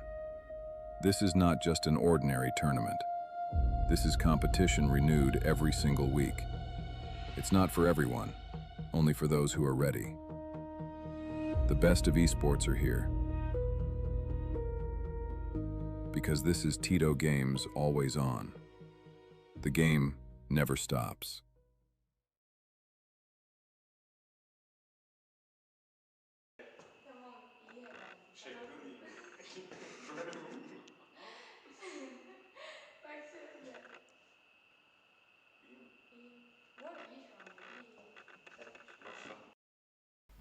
Evet beyler, yeni skinleri gördünüz mü? Gördüm. Al ve sona yakışmaz mı? Gördüm beyler. Al ve sona yakışmaz mı? Ya beyler. Abi gel. Abi şimdi Ben sev... TETO Games. Aynen. Ya şimdi vardı senin başına geçirmeyeceğim. Tamam. Biliyorum. Sen de ay deseniz hala. TETO Games aynı. Abi beni de aldın dur. Abi ben çekemem ben de bir şanssız ya.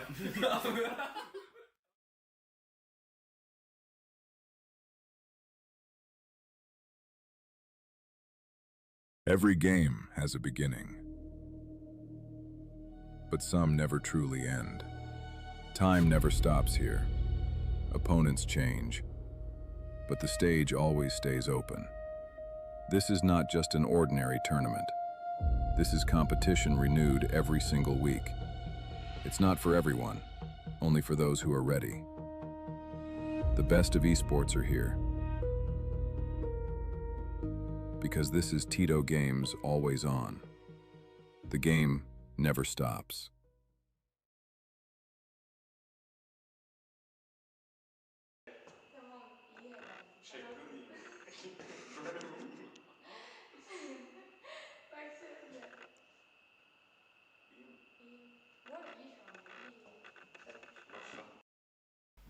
Evet beyler, yeni skinleri gördünüz mü? Gördüm. Al ve sona yakışmaz mı? Gördüm beyler. Al ve sona yakışmaz mı? Ya beyler. Abi ya. Abi şimdi Ben sev... TETO Games. Aynen. Ya şimdi vardı senin başına geçirmeyecek. Tamam. Gidiyorum. Sen de ay deseniz hala. TETO Games aynı. Ahmet'i de aldın dur. Abi çekiyorum ben de bir şanssız ya.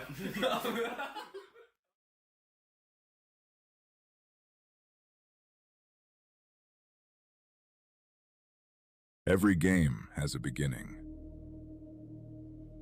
but some never truly end. Time never stops. The vicious reign of tyranny continues here in Always on Romania Season 2. They are looking like a very scary fella right now in this overall lobby. We'll see if there's still some hope for some teams to maybe make them go down in these following matches. Because 3 games remain here, now DK. And it's going to be a really intense one because I think the top one is going to be really hard to overtake. But there's still 5 other slots here that can award you money. I feel like that's where we need to focus our attention for these next matches to come. Yeah, sorry, I'm just getting quite distracted by seeing my background somewhere else, seeing my office in another place. It's just like, yeah, it's a bit weird. But yeah, I agree with you. We're going to have to focus on the other 5 slots that is up for grabs to see who can get those slots working and who's going to be the ones to get that share of the prize pool. But overall, I really like what the teams have been doing so far, right? I mean, 404, they couldn't really pull off that duo strat in the past match. Hopefully they can rock their double duo showdown going into our final Erangel here. But yeah, I mean, there's a lot to look forward to. The team's definitely trying to capitalize on aggression. I like what Big Baby has been doing, right? Really ramping up the performances that they've had so far. RSC, though, also keeping contentious all the way to the end of the previous match. So I like where this is heading. But yeah, you know, we just got to see more of it. I would love to see more players alive on Ozrox in the late game, not just Melas, Yes. right? We want to try and see a full squad finish if possible. But back to what you were talking about for 404, right? Error team. Maybe what you do is you take 2 players, you send them over to the very western side of Erangel. Then you take the other duo, send them over to the far eastern edge, and you just kind of let them fight their own game. And if they survive, late game you regroup and become even more powerful, like a Dragon Ball Z fusion. That is the way to do it. So I don't know, just throwing ideas. Because at this point, the comeback is looking very unlikely for Team 404. So I think that they could try and just joke around a little bit with it if they want. Or keep trying super hard and use it as a true training period for you to hopefully level up your gameplay significantly and come back even stronger in Season 3. It's going to be sick because you keep having these seasons happening every few weeks, right, DK? So given time, maybe Team 404 will be able to expand upon that insane 2-man split strategy and just dominate Vicious in a 2v4. Ooh. Yeah, I mean, that could definitely be, like I said, that could be a new meta that could evolve from that, right? But I think if that's the meta that they're going to play for, they have to be the 202 era team, right? Because then it's the 2 and 2, right? Would make sense. Adopting that split. So, but yeah, I mean, it'd be interesting to see. Like, they could also be like you said, like a Dragon Ball Z kind of fusion thing. It could also be them like the Power Rangers, right? Each of them pretty capable on their own, but then they become one big, formidable force. Who knows, right? Different tactics could be happening across the board. But speaking about tactics, though, we're going to be heading into our final Erangel to see exactly what our teams are going to be bringing in, and of course, where that glorious flight path is going to be taking us. Indeed, you are correct, Mr. DK. It's time to dive into the battlegrounds once again. As Leon actually's got the bat wings. Ooh, looking mighty spooky here as he drops to his main looting location. Now, Vicious going to be in Zaki. Ooh, going to have a chill time up there. Definitely no hot drop. There's no Alpha 7 in this lobby. They should be having a great early period of time to get all that loot under their belt. Also on the pathway of a loot truck, but I believe it might be intercepted by RS in Severny, which is where it usually spawns, slightly further down south of Severny itself. If they do get it early on, then they'll get all the loot, and that's going to be Vicious starved out of a potential P90 or MG3. Though, we do have a hot drop happening in Pachinki, which Ozrox usually is a Pachinki team, DK. We haven't seen them drop here, I think, at all this tournament. So it seems like finally they'll look in to reclaim this location as their own.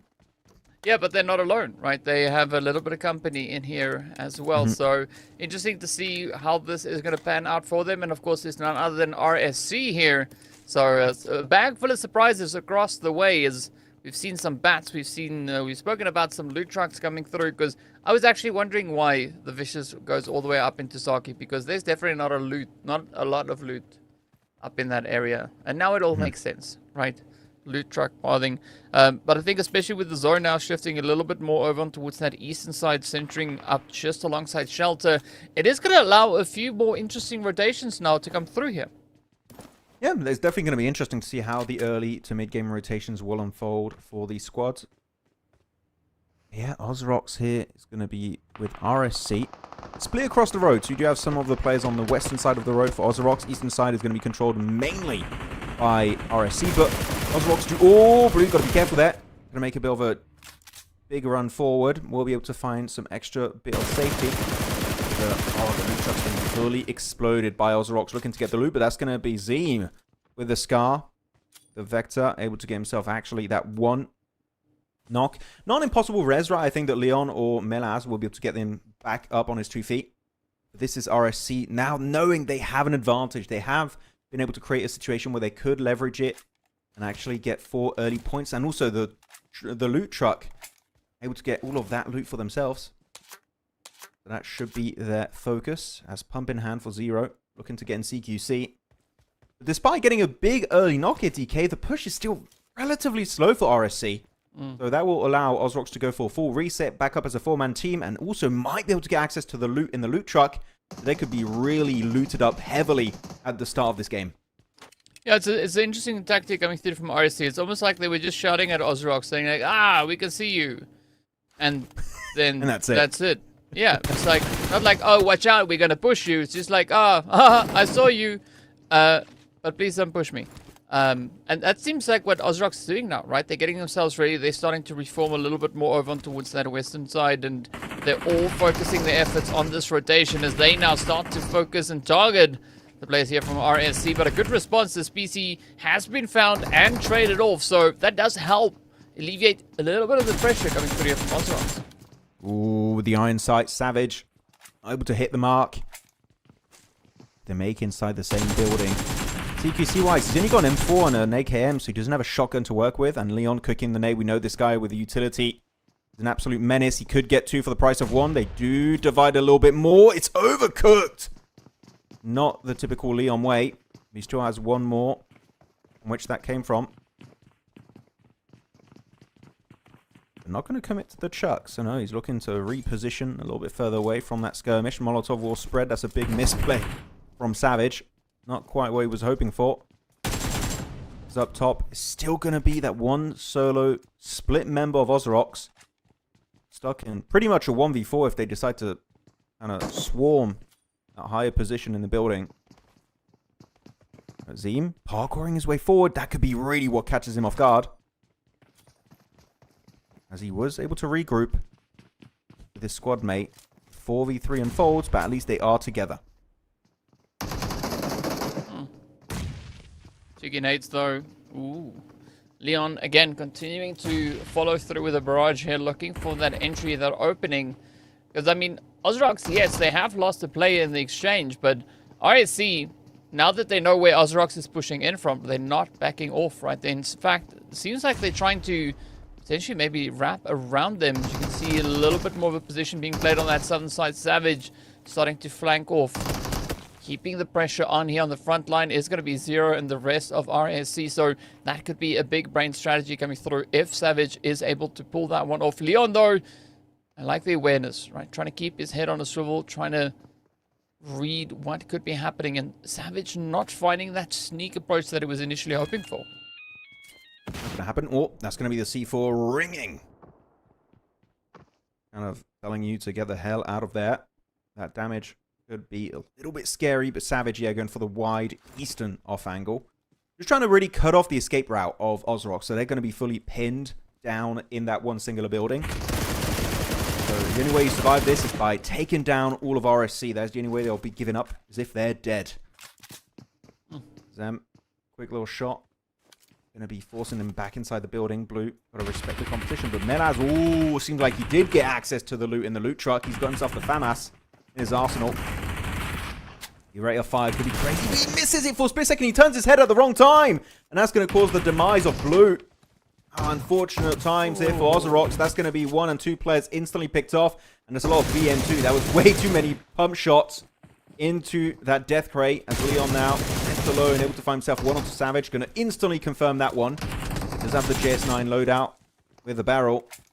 That might be enough, but no shotgun to work with. He's just going to try and play mind games, make his way through into Squad House.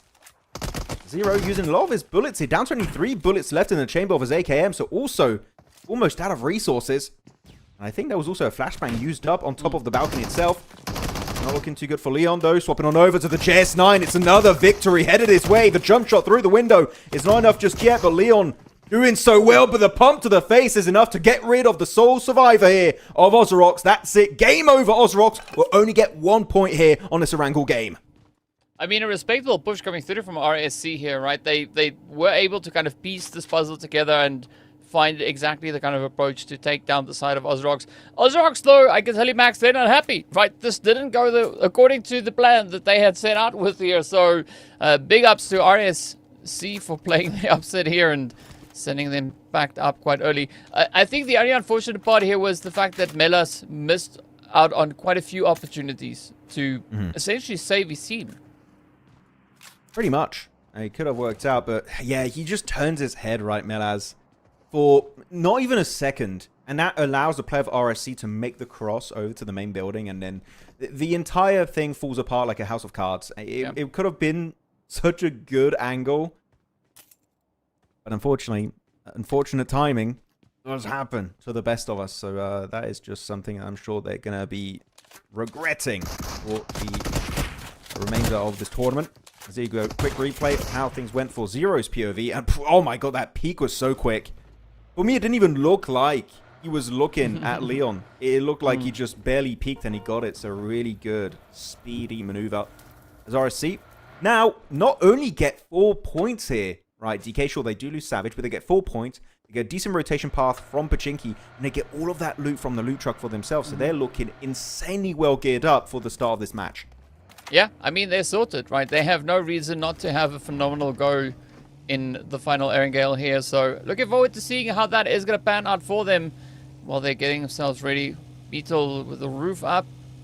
This blazing its way on through. And fortunately for them, they don't have to rotate at all, really, right? They are already well situated within the zone. But I wouldn't get too comfortable, because we can see that there are at least 3 teams coming in from that western approach. So whatever they plan on doing, they really have to get it done quickly before one tap and everybody else over on the west starts to pull up. Yep, the western side definitely going to be a point of contention for the squads. CR7 goats. Amanda, we have seen, right, DK, on day one get some really good moments. He had definitely some good Instagram clip highlights that he could post if he wants to. So far, going to be big chilling to the west on Pachinki Hill. As over to the east, though, it is going to be Pump's team. Team has been a bit topsy-turvy throughout the entirety of this tournament, quite inconsistent. But when they are on their S+ tier gameplay, they can dominate every squad. But unfortunately, this is not the game where they are on their S+ tier gameplay. As they get picked off one by one. Down to just one sole survivor here in Lord. As Moldova just going to be trying to pepper down that location. Still alive, somehow, but it should be the end. There you go, picked off by the S12K of Puddin. That is going to be Moldova up to 4 eliminations without losing a single member. And it's Course in particular back on the menu with those 3 points. So he is stepping up massively. After an amazing clutch yesterday on Rondo, he is finally back in the full swing of things. Yeah, it's great to see that coming through here. But now we've got to look onto the rest of the squads to see who is going to be our next potential contender looking to rise on up. Big Baby, though, not being able to secure themselves a lot of points at this stage. I mean, they were right there alongside the engagement, trying to contribute a little bit to the chaos and maybe find themselves a bit of a point. But so far, nothing has panned out just yet. And, I mean, who knows, right? They might decide to get a little bit more aggressive, really look to kind of send it in over from that eastern side. But speaking about sending it, though, the Vicious, they have a really decent setup right on top of Potato Hill. That's right, of course, on the edge of zone. So a little bit of a different map rotation or zone positioning in comparison to what we had yesterday. Right, yesterday they had the high ground to the north. Today they find themselves with the high ground to the south. And instead, they're not going to be looking to linger there for too much longer. Instead, it is going to be school that they want to call home for the time being. Which is dead center of Circle 2 right now, right? Sorry, Yeah. Circle 3 of this game. So they're going to be dead center. A lot of teams also going to be looking to put their focus on apartments to the east of school, which is going to be the case for 1. I believe that's 2 1s, actually. Yeah, it is 2. You've got 2 1s in the apartment. Okay, that's not confusing at all. Actually, wait, 3. You got 1 extra player of 1 to the east, right, in Zuma, I think. So, oh, okay. Lovely, lovely. Going to be very interesting 1, 2, to cast 3. that fight. Yeah, 1, 2, 3 right now. We should rename them that. You know, whichever is the highest team on the rankings, you can keep the tag of 1, and whoever's second and third, you get 2 and 3 as your team tag. Yeah. Because otherwise, it would make it a lot harder than it should be. Actually, DK, if you could make an esports team, and it cannot be your name, you can't call it gaming or DK esports, like that's cheating. If you could make an esports team, what would you call it? What's it called? That'd be the name. Oh, you would call? I was like, Yeah. and That would be the name. And then like, oh, and here we have what's it called? Pushing up and doing things. you would make every caster look incompetent, right? Yeah, but it's just like I love that. I mean, that's the name that I've chosen in other games where I have like tribes or clans or whatever the case is. That's the name that I go for. What's it called? You're such What's a the name troll. again? I can't. Yeah. I kind of like that one. That's Yeah. actually not bad. That's not bad. And yourself, what would you go for? Oh, I asked you the question. I didn't really have one for myself, but I think I would go for. I would call it the worst generation, and I would call them like One Piece characters because I'm a big One Piece fan. So I would just go, anime theme for sure. Like one player would be called Kuma. One we play like called Zoro, Luffy. That entire, the whole shebang. Like the players would have to be called a certain way too, just to keep the theme going. Yeah, that would be my idea. I don't know if you have any idea in chat. Please do share it. Tell us to make an esports team. How would you name it? It's Big Baby though. Going to be taking a few names here as they do eliminate Eastern threats. Nicely done. 2 eliminations to the name of King. Yeah, I mean they could have like Snuggles, the Rattler, like that's names that I would choose if my name was Big Baby. I mean, because that's hilarious. Like I'm here laughing the whole time, right? But yeah. They're called Ooga Booga or something. Yeah, Clear Baby. exactly. Yeah, sure. Over fire. That's actually because of the context of the team name, it would be very, but otherwise that is actually a pretty cool name. Yeah. But then ruined by the fact that he's on Team Big Baby. Yeah, there's definitely some good opportunities for names here for Big Baby. Maybe they can take it to the workshop as a Moldova. Oh, there you go. Big Send, 2 players in the supercar. That's going to be a nice extra limb on Unbroken. They move up 6 eliminations. 4 of those put in up 2. Up Retro. It's going to be the 404 strat, as they are only 2 players. Maybe down to just 1 here. As put it in, we'll try and make a move towards this. That's going to be an instant smoke. They could keep conversation. And it would be good too, right? Because our dead center of the circuit is a Rozok potential finish. If they can get that reset, who knows, making at least a top 8 finish for the likes of Team Moldova. Yeah, well, if they wanted to, it would have had to be a lot more retroactive in that approach to try and kind of keep the squad together. But spreads are going 420 also with a decent position here on the edge. Not the center, but I think also a nice transition to try and pick up over from that eastern side. It doesn't seem like they've been able to bring back up onto their feet. And Unbroken also still going to be they're going to be able to do all solo, especially the fact that there's no point come their way just yet. In a bit of a dry spell. Let's get off motion. Wake a little bit.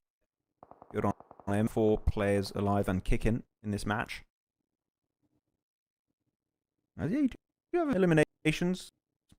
Left, right, and center. Cross and goal. Are starting to reach a bit. A lot of teams already set up successfully in the play zone. North and up east, but down south it's still going to get as motion. And also, which one is it? Good question.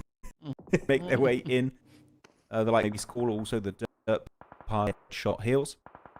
So they're going to start to get a little bit crazy here in the next few minutes. Definitely will. I'm curious to see what Bad Boy can do here. That went up, displaying the quiet game, but now it's going to be Big Baby. You have this King is going to try and just come through with a spray. Oh, quite a bit of getting made here. 3 teams getting caught in the crossfire. Big Baby, unfortunately, going to have to go sit in the corner and think about what they've done. So, for the opportunity to quickly bounce back for the send through here. And, of course, with RS, or 420 rather, holding up like that could a little bit of pressure. Yes. They there, Max. So, One for All could have quite a bit of a surprise across that hill. Yeah, that was a shocker. So I shifted circle number 5. Rozok still in the be a potential for the last rank.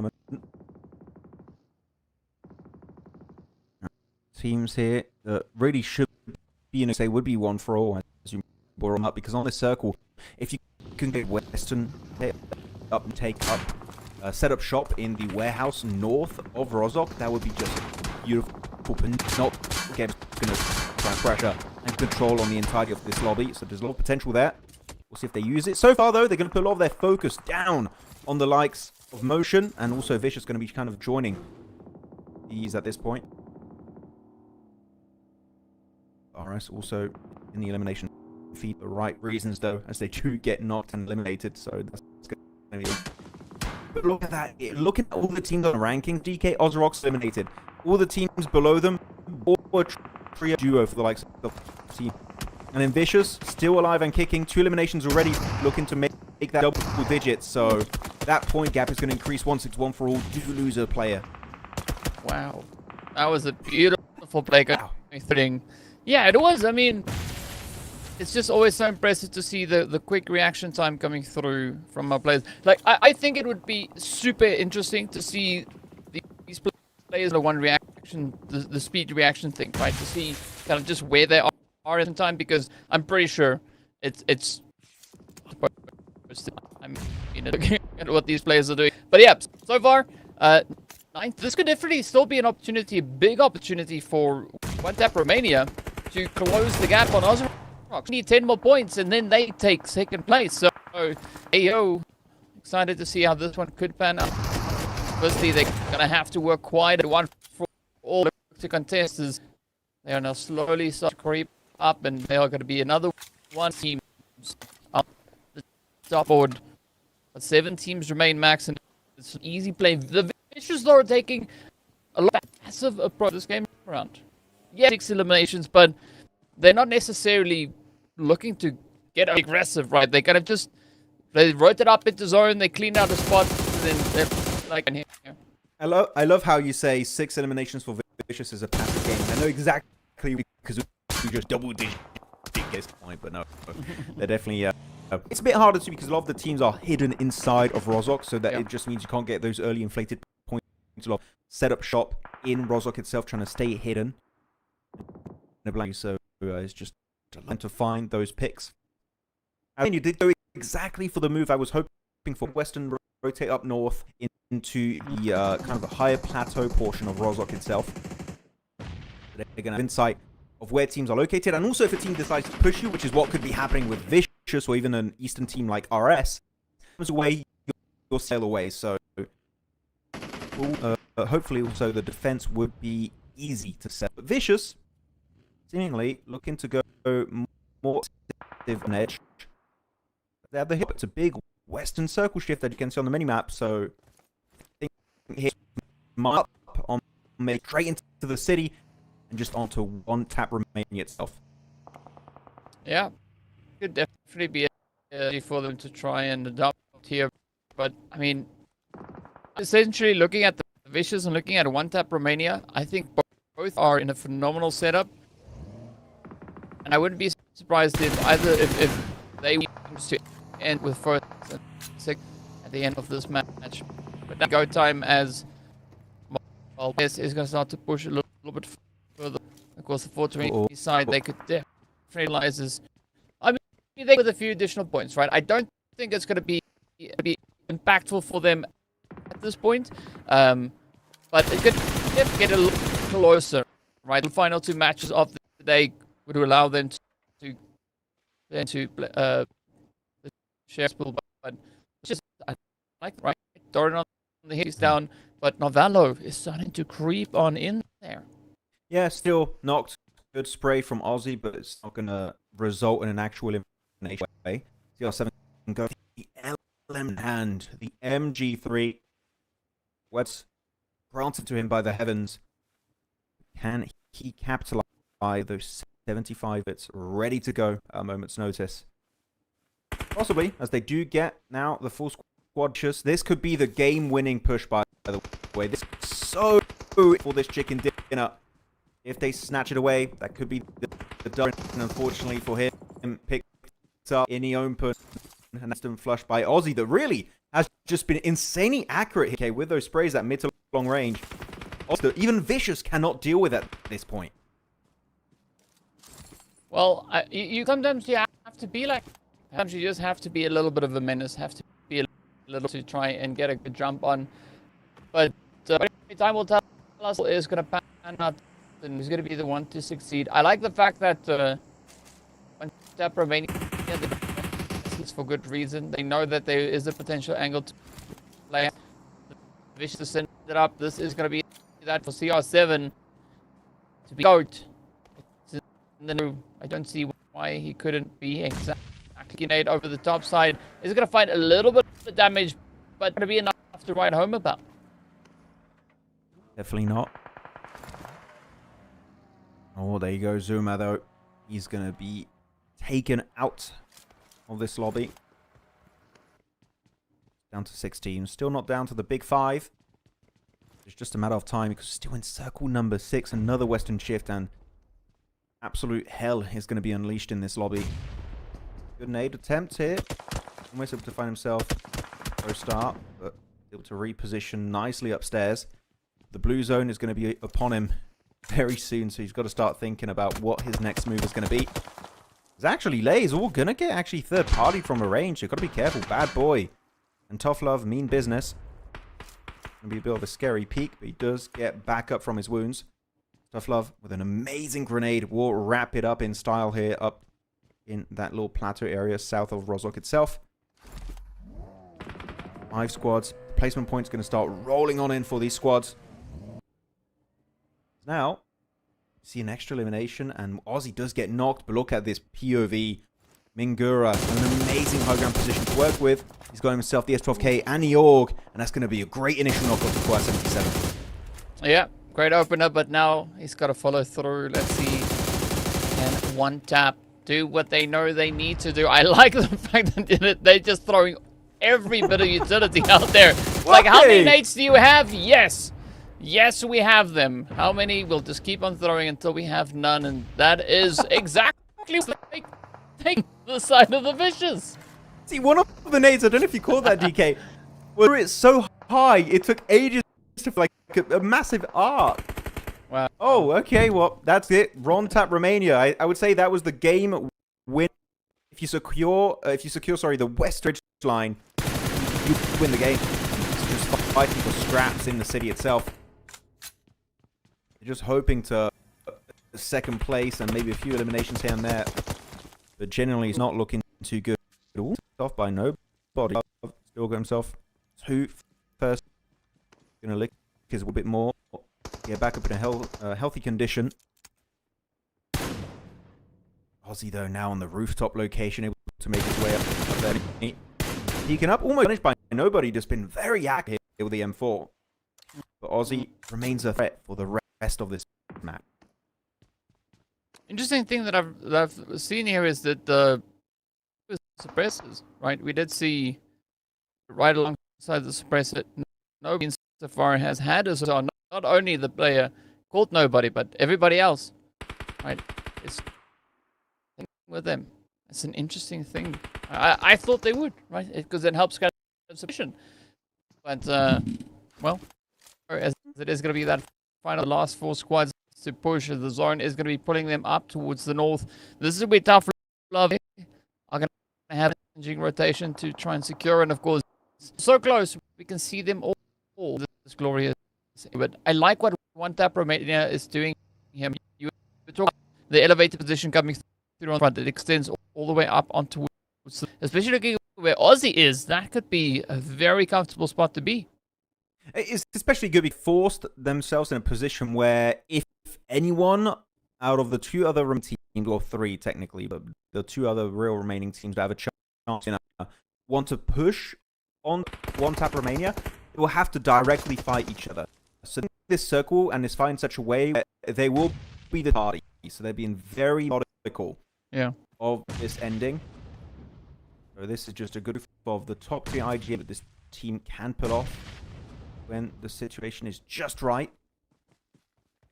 I just realized something. Yeah. It's 1-1 RSRS. Right? I was joking about it in the previous match, and now it's happened. Yep. It's happened! So, that's it. He's going to get fully take of the picture. Night. 10 eliminations now for One Tap Romania as a bow. Molly bow. That's going to be down to 3 teams finally. RS and 1 here. When we say one, exactly who we're talking about, as Aussie finally going to get dropped to his knees, DK. That's the play just so detrimental to the success of his squad. Now as he gets knocked, it might just be over if they can't get him back up. I think they might be able to do exactly that, but it is going to rely quite heavily on what CR7 is going to be doing here on the edge to help alleviate a little pressure. Just can't afford to get knocked out just yet. But that is going to force the hand of, let's say, at least RS on that southern side, right? That being the players here from Roscar as they now fighting. They need to cover the ground. The distance, that is going to be bad. Trying to keep himself in here, but the blue is going to go sweeping. Very soon, the mollies is going to envelop the side here of Seko. Blue as well, and this could be Romania. Max looking. Oh, what a good angle here from CR's shot on the MG3 since earlier, I believe. He's still been on that 150 bullet in his arsenal. The squad make it up and find to tap Romania chicken dinner here at the end of a wrangle, the final wrangle of the Always On Season 2. So well done. It was a mid-game say DK go for that rotation I mentioned earlier of going far to the west, taking up the entire high ground and the warehouse just inside of where teams are located. They easily off the 3 against Vicious secure that chicken dinner with high nation count. Yeah, I mean the strategy paid off. The angle quite well for them. So I like where this is going. I like what the teams are able to unlock with the plays here. For One Tap Romania, this is going to be in a special performance, right? 24 points to secure. So I want to see just how far that is going to push them up, and of course whether or not they are going to be able to get to catching up with the players there from Ozark. I think I had here is also what we saw. No, exactly. Able to get himself some good stuff. So looking at the overall rankings here, top 6 is still going to be held down by Team Moldova. 3-point difference is going to remain. It was the same actually before this game between those 2 squads. It seemed like they really enjoyed that 3-point difference. But outside of that, still some good points have been secured. Actually, wait, the leaderboards haven't changed. It was 121 earlier, so I think this is the same. DK, I think yeah, we're getting a little bit trolled. There we go. Now we got the updated one. Thank you very much, production. 131 points, so 10 points were added to the tally for Vicious. But One Tap Romania finally will be our new 2nd place team off the back of their angle wins. So that's going to be a huge one too. And it's not just them jumping up in 2nd place right here, DK. It's them jumping up in 2nd place and also creating a 9-point buffer between themselves and Ozarok. Yes. So they're not just looking good, they're looking comfortable in that 2nd position. Yeah, I mean, Romania, they've been working really hard to get that consistency locked in. As you can see, the eliminations are there, the placement points are. I really like where they're taking this. and there's also to some extent punishing Ozrox, right? Because Ozrox, they've been having a little bit of a shaky day, right? First game, not going the way that they would have hoped. Game 3, not necessarily in a very favorable way here. You know, yeah, capitalizing on the availability, and especially with Ozrox only sells, I would say, like, I don't know, what's that, 4 or 5 points just in the past. It's really not put them any closer to the vicious. What up, Romania though? I like this. This is really, really good for them, and they've got a little bit more money in the bank now. Yeah, definitely a big increase for them, so they're going to be taking it all the way to the bank. As Roscar, actually a team that has been kind of falling from grace the entirety of today. Very slow start, and the slow start kind of continues in poor performance after poor performance. So Roscar, it is not game over just yet, right? You still have 2 games left on Miramar, so hopefully we can see a bit of a comeback, a resurgence from this roster, because they definitely have a lot of potential. With that said, if you want to see if their potential is going to be fully used up to its full potential here in these next 2 games, you know what? Stick around. 2 Miramars are coming up right after this break. Stops here. Opponents change, but the stage always stays open. This is not just an ordinary tournament. This is competition renewed every single week. It's not for everyone, only for those who are ready. The best of esports are here. Because this is TETO Games always on. The game never stops.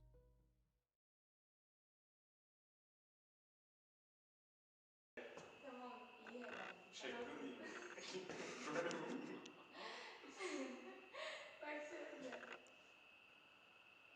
İyi. Bu arada iyi şu anda. İyi. Evet beyler, yeni skinleri gördünüz mü?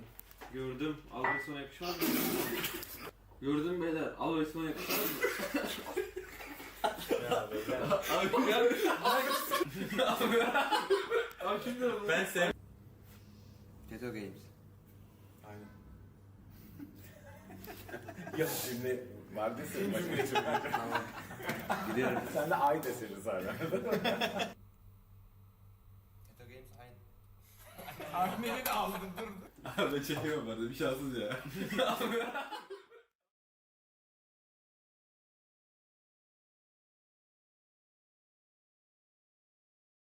Every game has a beginning, but some never truly end. Time never stops here. Opponents change, but the stage always stays open. This is not just an ordinary tournament. This is competition renewed every single week. It's not for everyone, only for those who are ready. The best of esports are here. Because this is TETO Games always on. The game never stops.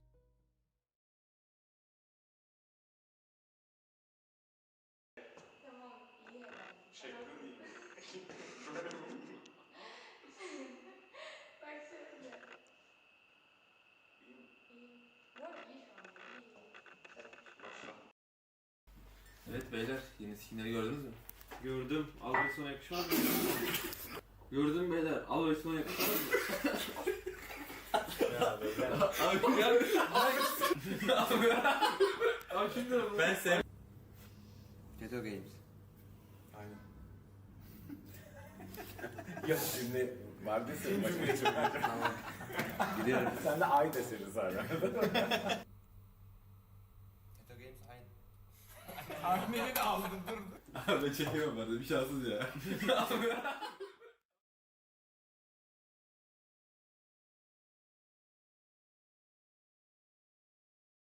Every game has a beginning,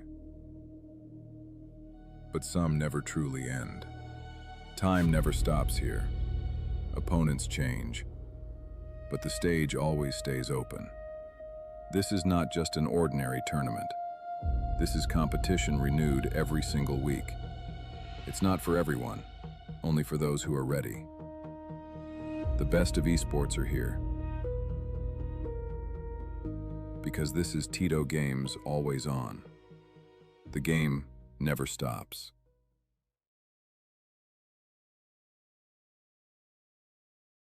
Tamam, iyi herhalde.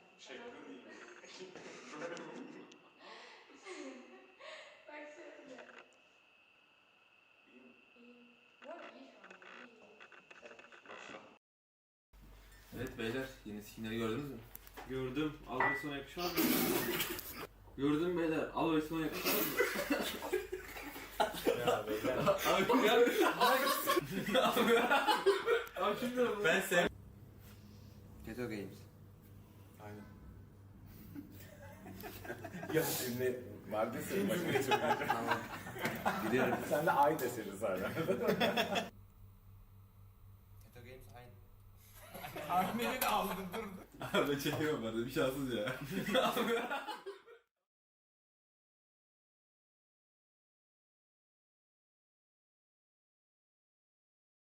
Every game has a beginning, but some never truly end.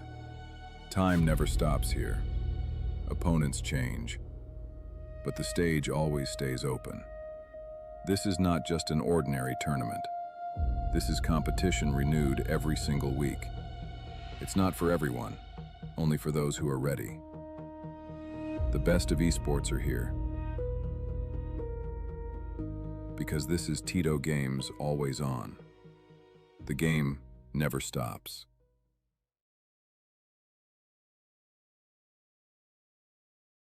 Tamam, iyi herhalde. Baksana.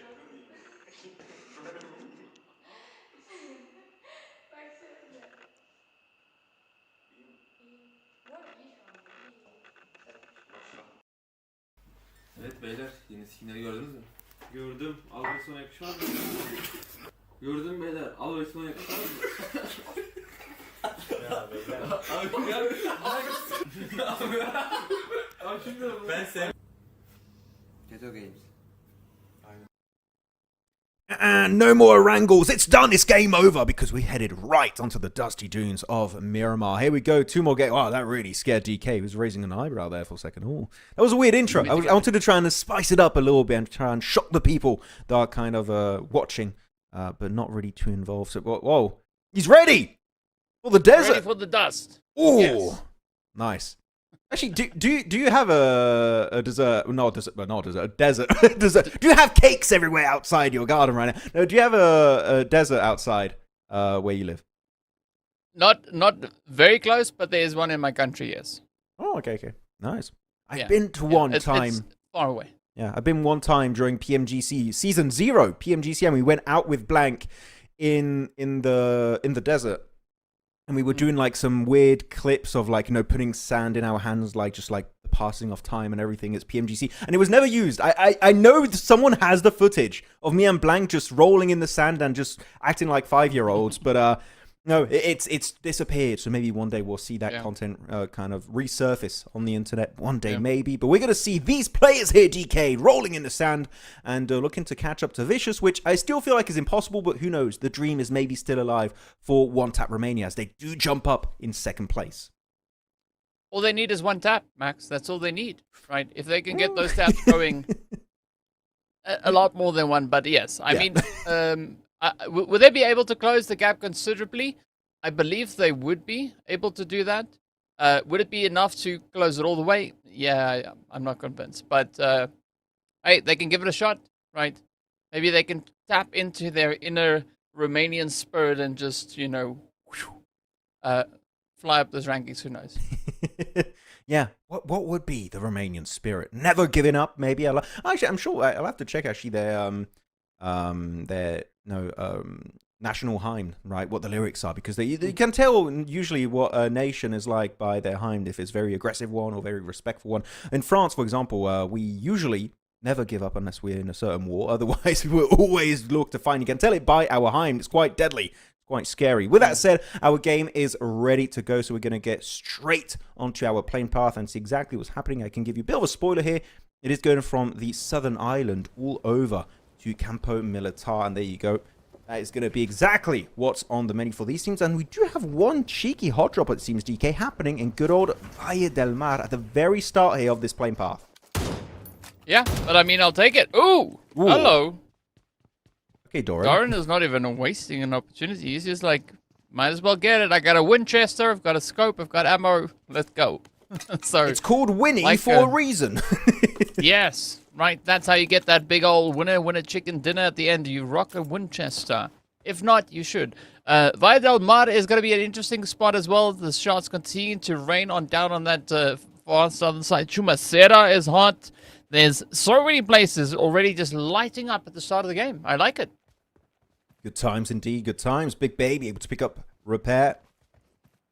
So that's going to be one nice point to get early on, as King going to get clapped back by Jokiru with the UMP, and that's going to be an instant flush. So King, a player that had so many eliminations last game on Erangel, not able to replicate that success this time around, it feels like. Pumps, no meds for Rafina. So he's going to be stranded in this one room with a pump, an M4, and a dream. Make it over to the window. He's spotted, and that's going to be the UMP of Icy to claim his life and instantly flush it out. Vicious up to 1. And Icy, I mean, looking at the momentum Icy has, DK, today, I feel like he was MVP day 1, right? But I feel like with the amount of elims he's gotten today, there's no doubt in my mind he's still going to be the MVP after these next games to come. Yeah, especially building on top of what he was able to do yesterday. So, yeah, I mean, I wouldn't be surprised if Goa came close, right? Because just for interest's sake. But either which way, it doesn't really matter. I see the rest of Vicious, they just staying true to their name. They just doing whatever they know they need to do, and it's very, very exciting. But speaking about which, though, you're gonna have to pick a bit of a fight here with EA7, aka known as One United or Pumps, right? Either one of those 3 names could fly right here. Indeed. That's why I didn't have anything to add. I'm just waiting for the fight to unfold. Perfect DK segue. Yeah. Yeah. It's like, build up, build up, build up. Exactly. Yep. I like that. Riveting stuff, DK. It's delightful, Max. It's just delightful. Oh, truly riveting information. Oh, lovely, lovely, lovely jubbly. We should do a British cast one day. Oh yes, my good sir. You wish to fight me in my compound? Oh, yeah. We shall throw down in the morning. Yes. 10 paces. Break of dawn. Yes, we shall have a little bit of a scuffle, good sir. Oh, a bit of a skirmish. Sure, there you go. The mitts are picked off. The rebellion shall not work out in Violin Mar. I don't know my British lingo. I may be British, but I was brought up in France, so I don't know. I'm a fake Brit. I'm a fake Brit. Yeah, it's okay. You've got the accent that you can kind of pull it off already. Almost like Ed pulling off that hit with the SKS. So, a very cheeky attempt. I like where his head's at. But can he pull it off, though? Yeah, it's also looking pretty rough here for the side of Pump's team, right? I mean, the Vicious, I think they're essentially just toying with him at this point. Yeah, I mean, they are... yeah, they're having fun. Yeah. I don't know what to tell you. They know they won this tournament, right? I think even if we were playing DK in their stead, like we replaced them at this point of the tournament, they would still possibly win. Yes. So, yes. It's a true testament of how much of a lead has been built up over the course of these first 8 games. And let's go back to Violin Motion. I was waiting for them to wake up, and it seemed like the last few games have been looking pretty decent. Ked confirming that one with the AKM. Up to 2 elims. So, yeah, Motion able to build up a bit of momentum at the very bitter end of this tournament. Yeah. I think back on the thing that you were saying about, like, if we played in their stead, they of course wouldn't get any additional points, right? Yes. They also wouldn't lose points. But they would still stay exactly where they are with a 50-point lead. So, well, no, that's a 40-point lead. They're close to 50-point lead. So, yeah, I mean, I'm just curious to see if they're going to go for the same 68-point lead like they had in the previous season, where they ended on 172 points, I believe that was, or 170-something. Yeah. That could be the other thing to look at to see if they can keep that same kind of consistency going. It doesn't really matter at this point because, as you've said, they've already pretty much won the competition here. But I'm going to be looking at the rest of the teams to see whether or not squads like Unbroken or Motion here are going to look to rotate ahead of the blue. Because, yes, it is only stage 1, but they've got more than 2 kilometers to go, right? Almost 3 kilometers, and this is exactly that kind of position where the blue starts kicking your butt. It's going to start to tickle a little bit at some point. It's going to, I mean, look at, for example, here, you only have 5 bandages. That's all you have. You have 31 bullets left, which normally would be 1 clip for a typical AR, but no, he's got an M249, so that is not going to take you very far. Your main weapon really is going to be your UMP, where you have always that 145 bullets. But yeah, I think that here, the blue might just get the best of him, which would be a sad way to go, but it's not looking too good for good old and broken Romania. That's how we'll find you over to a little bit of a spicy POV. It's going to be Big Baby, where we saw King get taken out, meeting a very early end. Now it's going to be Baban in the brand new vehicle of Update 4.4. And actually, this is the proof that we are indeed in Update 4.4 in this lobby, right, DK? Because that vehicle is normally only in this update. We do have the pump nerf in play, which has not been significant, it seems. As RS here only have a hay bale to call home. And that's going to be enough for Strohus to pick up 1 juicy point.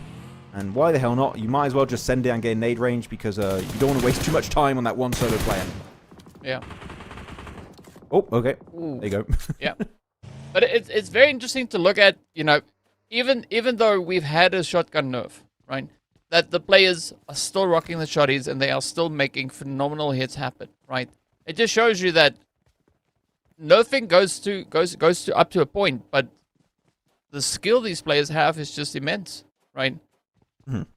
It's just absolutely ridiculous, and yeah, I think it evens out the board a little bit more, that to show that, you know, if you really want to use the shoddy, have the skill to back it up. But I do have to say, we have seen, and tell me if you agree or not, actually, I want to know your insight on this, but I do feel like we have seen a slight resurgence of SMGs, in particular the JS9 that has been added to both Arango and Miramar. It's been played a lot more. It's not just me imagining that, right? Yeah. No, it definitely has. Nice. Yeah. But I like the SMGs, right? Because they're not necessarily a weapon that you use for long range hits, right? Because that's obvious. They're not designed with that in mind. But for close range, short range, and I'd say even potentially medium range, depending on the particular SMG you use, they actually work quite well, right? Like we could potentially now see here with the UMP, if those shots connecting up, they could work out. But unfortunately, Rob didn't have the opportunity to even use the weapon. Damn. Yeah, that's still a nice thought. Yeah. Oh, motion, yeah, gotta get the hell out of here. They don't have a lot of meds, it seems. They're trying to just rush their way into the plays. They have literally 15 seconds, and the circle's going to start moving into circle 2, so it's going to start to wrap up, so they got to be very quick. And even if they do make it, I'm looking at my map feed, there's Vicious and Big Baby between them and the playable area. So even if they do reach the circle, chances are they might encounter a team in the process, not go down too well. Moldova. Also, next to Hacienda del Patron, going to go for a quick little move up north, trying to avoid that skirmish entirely. But so far, 12 teams alive, right? A lot of early deaths caused by those hot drops. So, not a lot of eliminations left in this lobby, DK. It's definitely a bit of a speed run here when it comes to PUBG Mobile Esports. But I think what we're also going to be seeing is a lot more players now falling to the blue. Right, as you can see, motion, those health bars over on the side, really not looking great. And I mean, if you want to play a blue zone strat, you need your entire loadout needs to be meds, pretty much, right? Especially if you're so far away from zone, because yes, it seems like they might be able to catch up, but they're going to be running out of meds faster than they can actually cover the distance. So it's a little bit of a troubling play. We could see motion fall very, very quickly. Unless by some miraculous way they manage to get into safety and not bump into a single rock on their approach leading to the safe area. In the meantime, there's going to be RSC now getting ready for a little bit of a cheeky showdown here. We can see Gauss and the rest of the team also now looking to push up. It is going to be the side here of Team Moldova looking to claim one side of the road. At least they have a nice entry point over on towards that western front. But there's no real reason for RSC to push onto them aside from getting elimination points. Yeah, able to draw the line in the sand, say, you pass this line, you're dead. So, hopefully no one's going to look to push up on their terrain. I'm looking at motion, they keep taking some blue zone damage, so they're going to have to use a lot of their meds. They're not too far, right? They should be able to make it eventually. Actually, I'm looking on the map. They're not in a circle, right? Well, I'm going. I'm looking. No, I no, not they're see still them. coming. They're still coming. Yes, they're long. they're actually not even on my map feed. I was like, wait, there's no way. They're Yeah. not even on the map feed for us. So they're really deep in the blue zone. Yeah, they've got a long. Wow. They've not hit Picado yet. Like they still have a long way to go. And This the is a damage truck only stop ramps up. finish. Yeah, this is Yeah. a truck stop finish, and they're still not past Picado. What? What's happening? Oh my goodness. Well, we'll see who's going to be mighty in that situation. Motion or the blue zone. It's RSC over to their POV. I feel like some teams have definitely kind of taken their foot off the pedal a little bit. Yeah. Literally in this sense for them because they're going very slowly for the circle. But Yeah. some teams are definitely don't have that pressure anymore because they know there's not much to play for. Usually that's when some teams in other events would be a bigger menace because they don't have much to lose, so they're willing to play a little bit more aggressive or sometimes a lot more aggressive. But here, no, it seems like they just want to fight the blue in a 1v1. As 404 Error team going to be swarmed by 2 squads at once. It's going to be Vicious and Big Baby just kind of surrounding this warehouse. As long as they don't peek, they should be safe. But Motion, the one time we see them back on our screens, DK, is because they got knocked. Wachu might just be fully flushed out. Yeah, and that of course happening just west of Power Grid, right? So they've been able to gain a bit of ground, but then they bump into rain, and that is not the kind of approach, kind of fighting that you want. But you can see rain also down to 1, right? So it's not going to hold up very long for the side of rain either. So Motion could have a bit of an opportunity to try and gain a few additional meds, maybe somewhere along the line. Ked is going to come through with that closing hit, and that is going to be probably the road for rain pretty soon. But now, truck stop though is going to be fully enveloped here by the side of us. Everybody looks to get themselves situated. Big Baby though, focusing the efforts on Vicious, right? So 404 having a golden opportunity to play a little bit of survivability, right? They don't have to stress, at least not for now. They third party. I mean, third party was going to be exactly what I wanted to mention. They could be looking to get, if they see the elimination feed light up, they could actually get a golden opportunity for 3 points. Big Baby taking a bit of a beating here to the hands of Vicious. Koat, the man himself, still looking to take the MVP award away from ICB. He's already got 4 eliminations for himself, so Koat's definitely got his work cut out for him. As though, as you mentioned, third party right for 404, they are looking to peek over the ridgeline. There's very little risk. High potential reward as long as they don't overcommit to the fight. They're still in circle. But Vicious, oh, that could be a very nadeable rock here if he chucks it right. Nade bounce, good damage. Not result in a knock, but at least makes it known that position is not truly playable. You are going to be contested eventually by that util. As the circle shifts away once again. So all these teams on the west have to get on the move. The play zone is not here. Yeah, you know what else is not here? That other Motion. team. Yeah, they just moved Martin now. So yeah, They're going to don't die to even blue. make it. They They might are. not even make it all the way past the Hacienda del Patron because the Vicious are right on the side that they are heading up from. But in the meantime, there's going to be team looking to extend their reach here as they start to play the high ground positioning. It is looking pretty good. Moving up into Al Azhar. This is one of those occasions where you want to play the elevated spots, right? You want to play those high positions because it just gives you such reach down into the compound. I mean, the high ground positions you talk about over to the west and southern side of the city are just so damn strong if you can hold it for the long term. So we'll see if they can actually set up shop successfully on those little hilltop positions. As we do see, all the players almost flushed out for Motion, down to just a solo individual. So not looking too good here. Is going to be Ked. As Vicious still looking to disengage. Really good of them. They respected 404. They saw the fight was just really not worth taking head on, so they looked to reposition, leapfrog that position entirely, actually. That is going to be their overall game plan. Good strategy as McQueen chow onto 404. Flush might be a bit hard to secure there because there's a lot of dips and divots to work with. But Vicious, look at the minimap here, DK. Looking to go on the offensive. I thought they were going to play passive, but no. That is not the Vicious way. They are looking for those elimination points. Yeah, I think they just kind of rolled back a little bit to get a good assessment of what the angle is going to be of the approach here, right? The aggression. And now that they've assessed the whole situation, they're like, yeah, all right, well, let's go. Let's push. Let's see what we can get. Novello, though, is going to be a little bit low on the health side, but that is not going to be enough to deter the side of Vicious from this approach. 404, again, not sitting with the duo, right? They are sitting on a 3-piece, and I think once they unlock that duo mode, it could be quite a bit of a surprise coming through. Maybe that would be insane if that was the case. But Goa is going to get dropped down instead as All for One comes through with a blaze, and that's it. Vicious losing one of their players now down to a 3-piece. Yep, that's going to be a bit of a tough one. But you know what? Losing one player for 8 eliminations, decent trade-off. Yep. Not too bad of a deal for them to take, as Blues can send it to the depth of the valley. Big jump with his vehicle. Now, over to the POV of Vicious. It's going to be Doran. Good nade here onto Ryuga. Doesn't even have to use a single shot there to actually get it, but he will eventually connect on that elimination.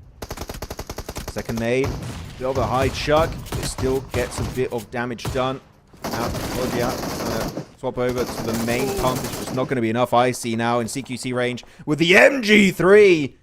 Wraps it up in style. 11 eliminations. That was not even a fight at the end here, because I see with the MG3 able to get himself the strong presence with his moving vehicle. Dun, They should get a quick reset on the member, but Motion Kede finally makes it in the playable area here, DK. And he gets very close to Vicious. That is literally the worst entry point. You get in the play zone, but Vicious is right next door. Yeah, well, not only that, he also got pushed by the team that we can see up to the north there, right? So he just got a knock, used that opportunity to get the heck out of Dodge and just fall back into safety. In the meantime, it is going to be the blue zone being the majority of the damage there. But now, one for all, this is their opportunity to strike and to claim a little bit of those elims as McQueen comes to the end of the magazine there. Unfortunately, not being able to get the quick confirmation over onto its Doran. I see, also going to be holding nice and steady. And I like this approach here from Vicious. I mean, they're trying a few things. They're not necessarily... They don't seem too bothered, right? They are going to try and survive, obviously, as long as they can. They do have 11 eliminations under their belt, and they are looking to set it up here already now with a 51-point lead ahead of Ozrox, who's actually been very, very passive in this game. And this is definitely low cortisol Vicious we're seeing. Yeah. There's no pressure here. There's only, happy thoughts and butterflies in this lobby for Vicious. They're having a good old merry time. As Ozrox, also very similar to Motion, even though maybe not pushed to that extreme, were in the blue for a major portion of this game next to Impala, making a big stretch on that eastern highway. And they will have actually control of that southern mountaintop just on the outskirts of El Azahar that you were talking about earlier, right, DK? So actually, it's a pretty good chance they could come out successful from this match. There's a double airdrop here coming on down, so who knows if anyone's able to get access to it. That could be a really good extra bit of boosted up loot. As Blue with the MG3 able to find Czov 1.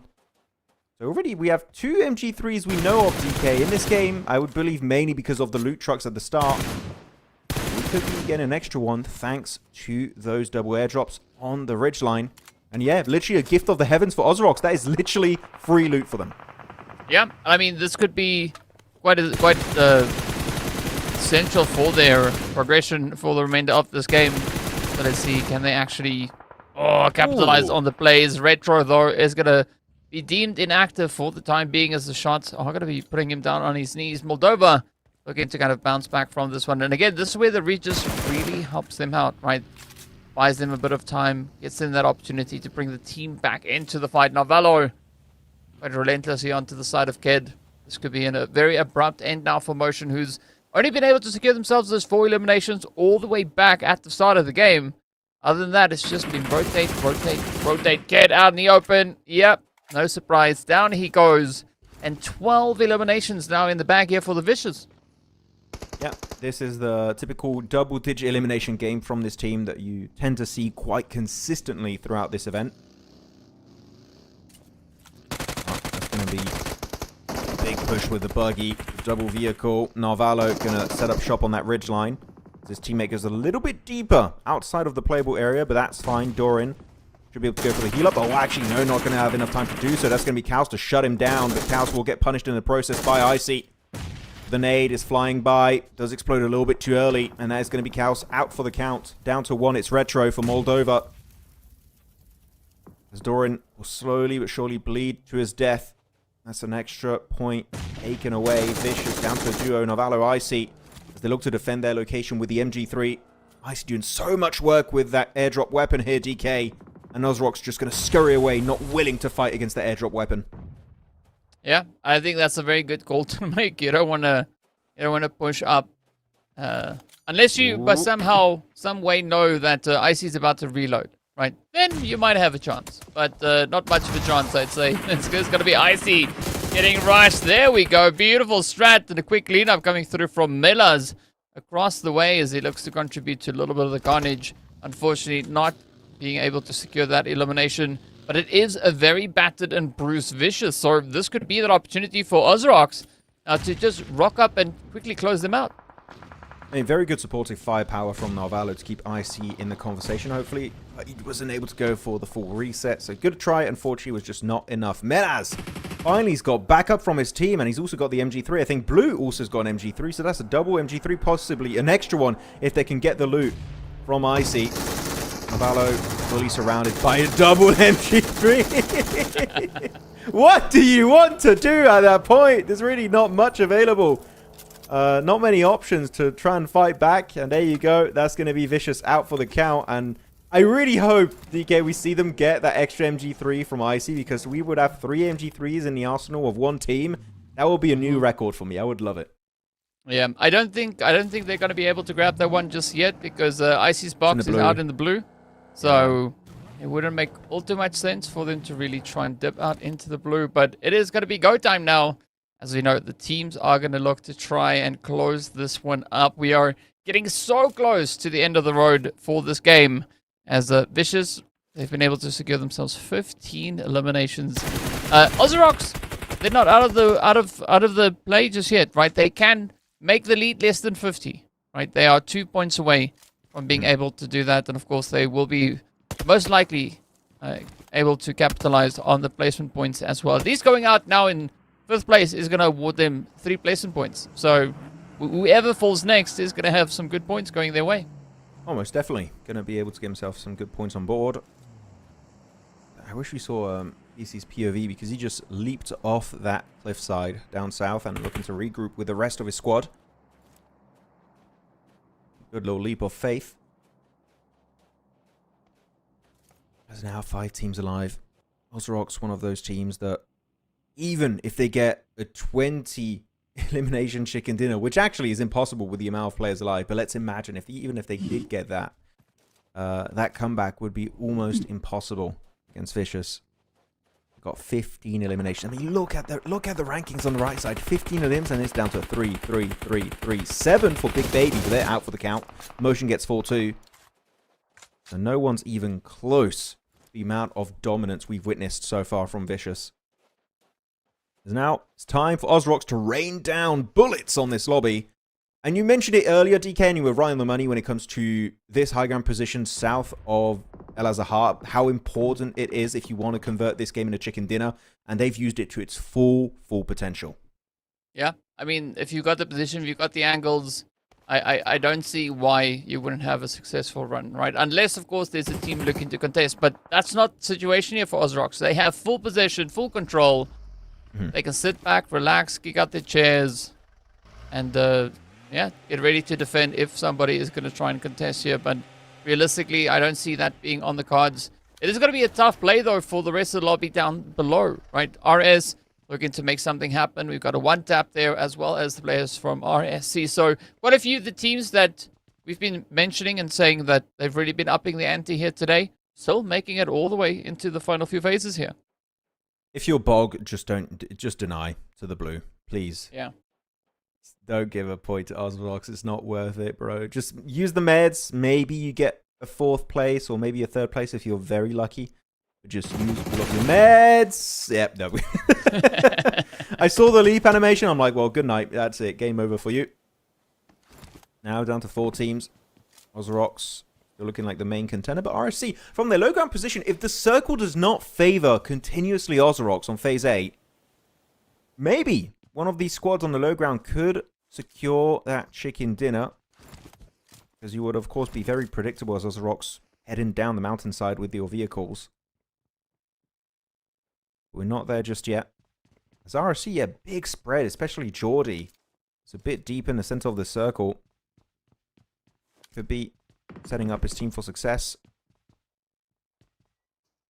But now, silence, DK. Nothing's happening until Circle 8 that is really going to dictate how this game is going to wrap up. Yeah, it's going to be an exciting one. As you can see, of course, we've got all our players spread out here. Ozrock slowly starting to work their way down the hillside, but of course using the ridge as big old cover, right? So they're not going to come down on the wrong side. They will make sure that they have that safety and that extra bit of support to try and play off of here. Especially if the zone is going to stay on the southern side. I don't really see any need for Ozrocks to move off of here, right? This could be their exact position to try and play off of. SBC now finds an opening play on towards Savage. The rest of Ozrocks trying to get themselves situated. Everybody just trying to cram on up. But I like what Leon has done as well. Going for that wide off angle wraparound. Sneaking in right behind the players there from RS.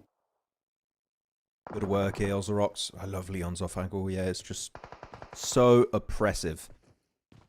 You can't escape the gaze of the Ox. Why are you giggling right now? It is oppressive, yeah. It is. Yeah.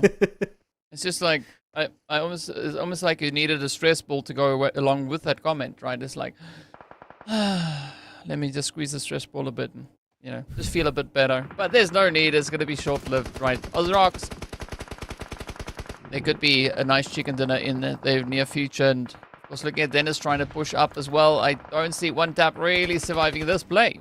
Aww. Yeah. You were so close, yet so far. Come on, they could have left him live a little bit longer in that one. Ozrock's going to keep on raining bullets, and they still have so much ammo because they did loot up a few death crates over to the west. So they're geared up as much as they realistically need in this scenario.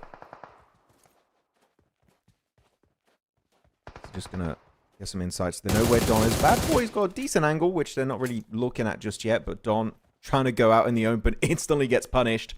Has to go back into hiding as the circle's going to force RSC out of these buildings, out of this safety net in the next few seconds.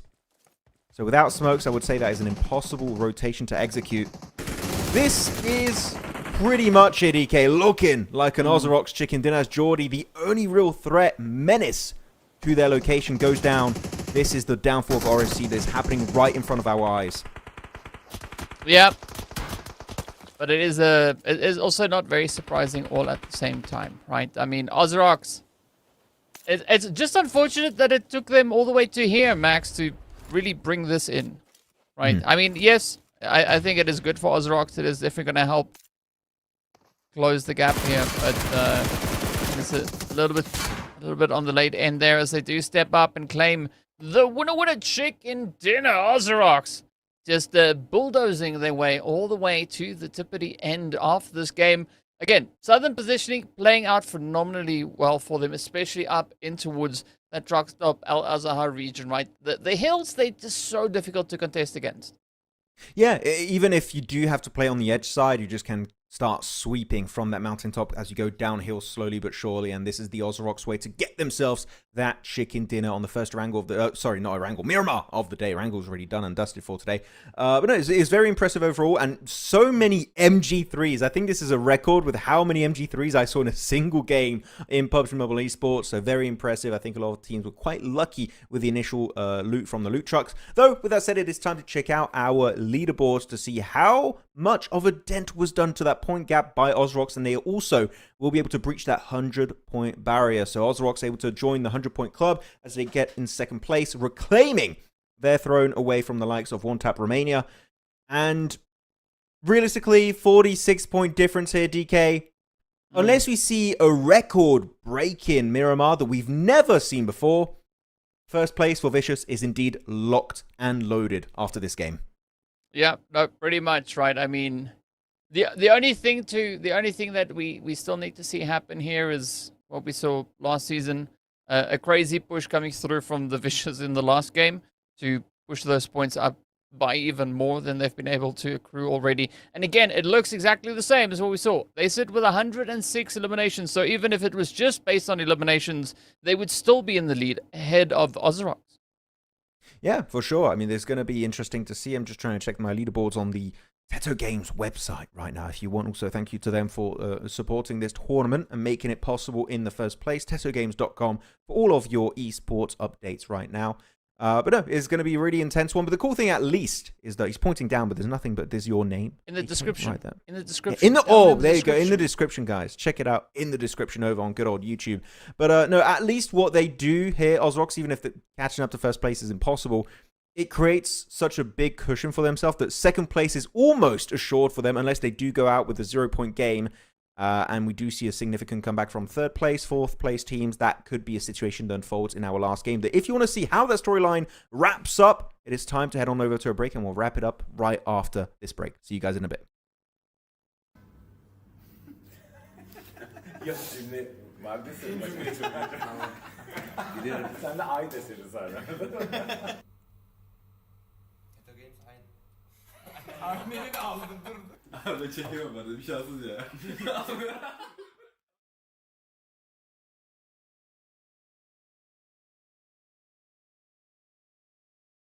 Every game has a beginning,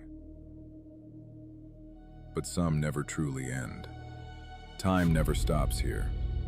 Opponents change, but the stage always stays open. This is not just an ordinary tournament. This is competition renewed every single week. It's not for everyone, only for those who are ready. The best of esports are here, because this is TETO Games always on. The game never stops.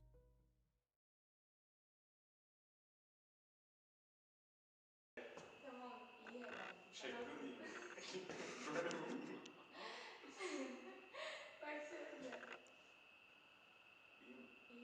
Bu arada iyi şu an.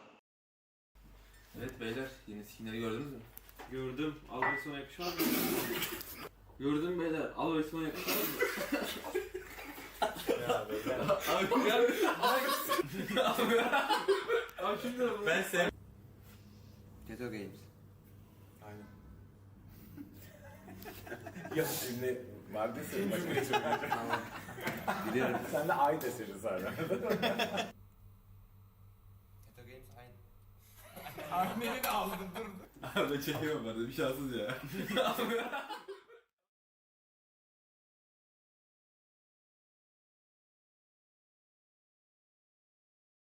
Every game has a beginning,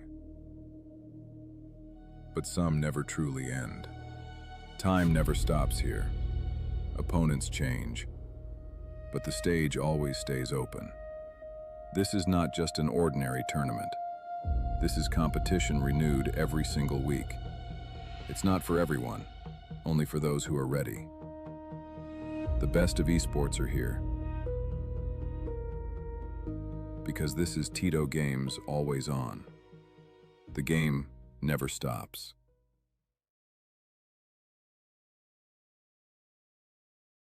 Tamam, iyi herhalde. Baksana.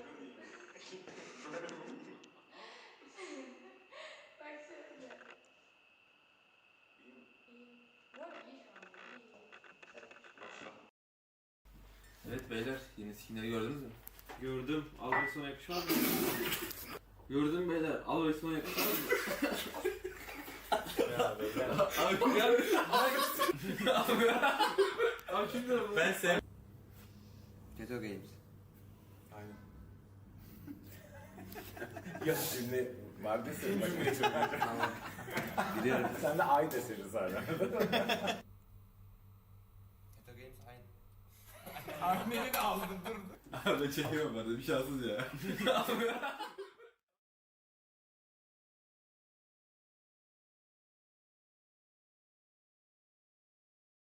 Every game has a beginning, but some never truly end. Time never stops here. Opponents change, but the stage always stays open. This is not just an ordinary tournament. This is competition renewed every single week. It's not for everyone, only for those who are ready. The best of esports are here. Because this is TETO Games always on. The game never stops.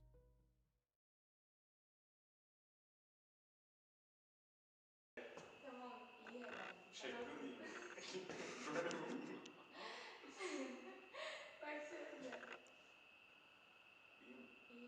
Bu arada iyi şu an.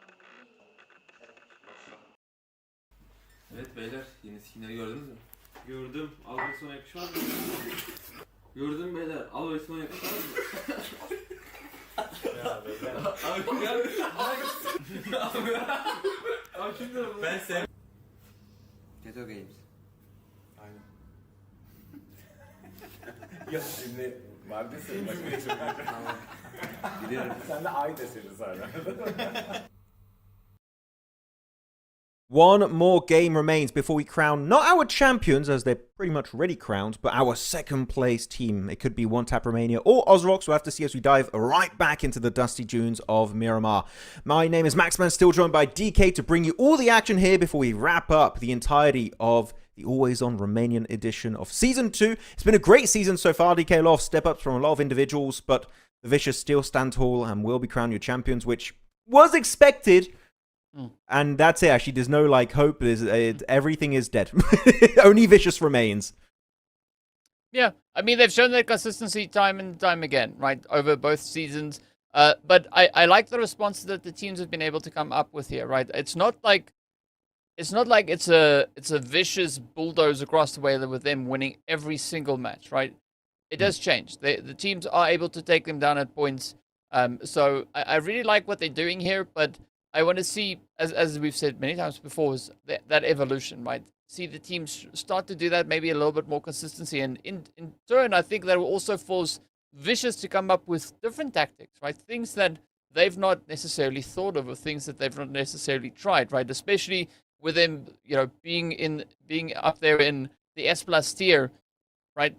If you can find a strategy that you can use to overcome one of the opposing teams that you've been trying to overcome for a while, I think there would be a win-win situation. Could be. Looking at them too, they've just been so...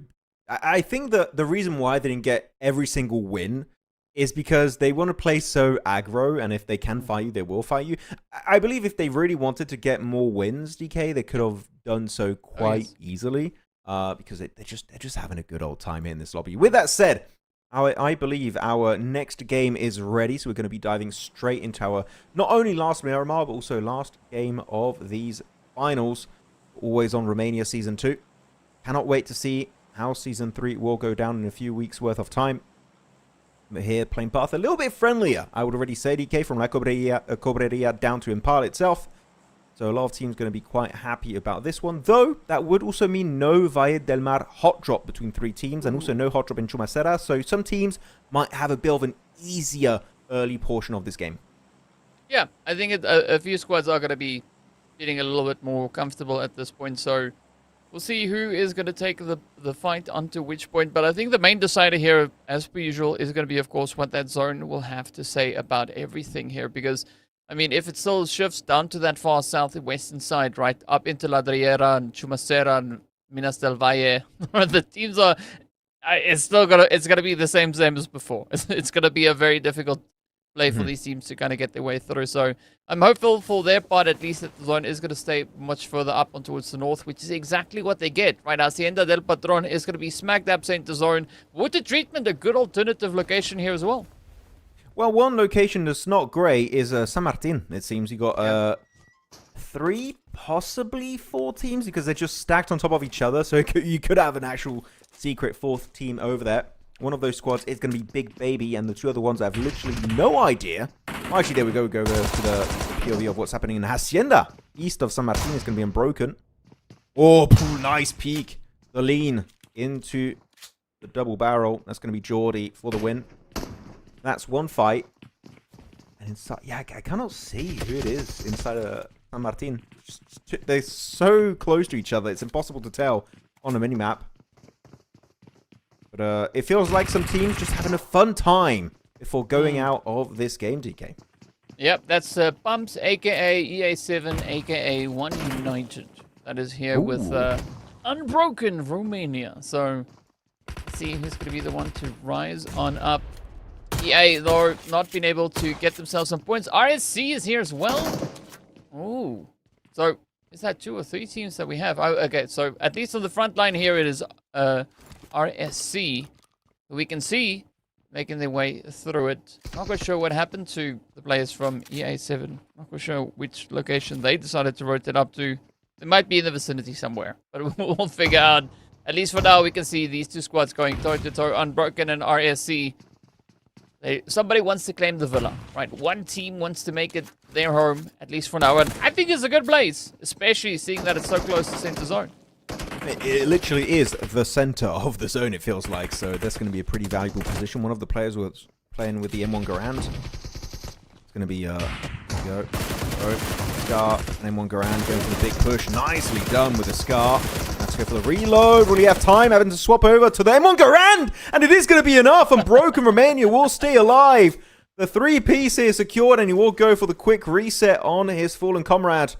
Oh, way too close for comfort here, DK. But it will be a win here from Unbroken. that pickup animation is smooth, but the put down is just like, bloop. There you go. It's like touchdown. Yeah, it's just move. yeets him down. It's just like, all right, let's break some knees on the process, you know. But either which way, so a majority of the heat up in Hacienda del Patron now subsiding as we jump back into San Martin, and this is where we've got 404. We've got the players there from Big Baby and a few others also holding in the surrounding area. But here we have Pumps as they've now pulled up into the water treatment, as they are now targeting the players from one tap, and it's a widespread from both sides, right? They are all occupying quite a bit of a wide area, and of course, Kid is going to come rolling in to play the upset. Yeah, with the Thompson too, so that's a decent shot at that range with that weapon. Lord trying to instantly pull up first aid, but it's just not going to be enough. A little bit too slow on the trigger. As in a distance, Ked able to reach that ridgeline next to water treatment. The you called out earlier has been a decent location here for some teams to go for. But it seems like too many teams have had the same idea at the same bloody time. Which, of course, is going to be causing a bit of an issue. As Moldova, JS9 in the hands of Putin. Which I'm just loving the JS9 meta. Really, the slight nerf to shotguns with the addition of this SMG to the board. Making absolute wonders for all SMG enjoyers. Motion, you know what? We do have to applaud DK as they are not 5,000 meters away in the blue zone. So that is at least point of improvement that's happened this match. Yeah, I mean they got the motion rolling here, as they were able to get themselves. It's even, I would even go as far as to say that was a promotion, right? As they don't afford to rotate. They're right in where they need to be. Visionals are going through with a quick cheeky pick up there, and I like how they've been able to kind of take control here of water treatment. It's not fully theirs just yet, but there is a big opportunity for them now to push up and quickly deal with one-tap Romania. It's going to be a good try. Icy, there you go. Elimination feed lights up for him. Yeah, Icy's our MVP. This is going to be our tournament MVP. There's no way. There's no way even Koa, I don't think, could even look to reach him this event. Who knows, maybe a miracle happens in this final match. One tap Romania. Looking to catch up to the likes of Ozrox. Already got 2 eliminations. Just now 6 points away from Ozrox. They can't afford to falter here. They're way too close to the finish line. Things are not looking too good. CR7 and Mingura get taken out fully from this fight. They have to keep on fighting as a duo. Nades being chucked all over the place, looking to hit their target. So far, the only one taking damage is Dennis. Good nade. Aussie also in a pretty unhealthy condition. Even looking to regroup. Emotion, a team that has been, you know, very topsy-turvy in the past, DK, now have nothing to lose and actually having some of their best fights ever the entire tournament in the last match. What's going on? Yeah. They can definitely finish strong here today, but I don't think it's going to get them anywhere close to that top 6, but still a respectable finish. As there's quite a bit on the line here for one tap, as you've mentioned, right? And I mean, if they can secure themselves 5 more points, right? Just 5 more points ahead of what Ozrox could potentially be bringing in here, it could be worth an additional €100 for them. So there's quite a bit riding on this performance. Oh, speaking of which, though, it is going to be Koa looking to strafe out. We got flying vehicles coming in here as 4RS. It's just trying to kind of gain a bit of that high ground positioning, but essentially they just delivering themselves over to the side here of the Vicious. 4RS down to a potential 2-piece, as Repair is the only one left to try and repair the position that they find themselves in, but Koa just scouting it out and relaying all the information across over to Doran. Trying their best to get a good line of sight, but Doran, in a world of hurt, maybe will be able to scramble up a quick res on one of his teammates.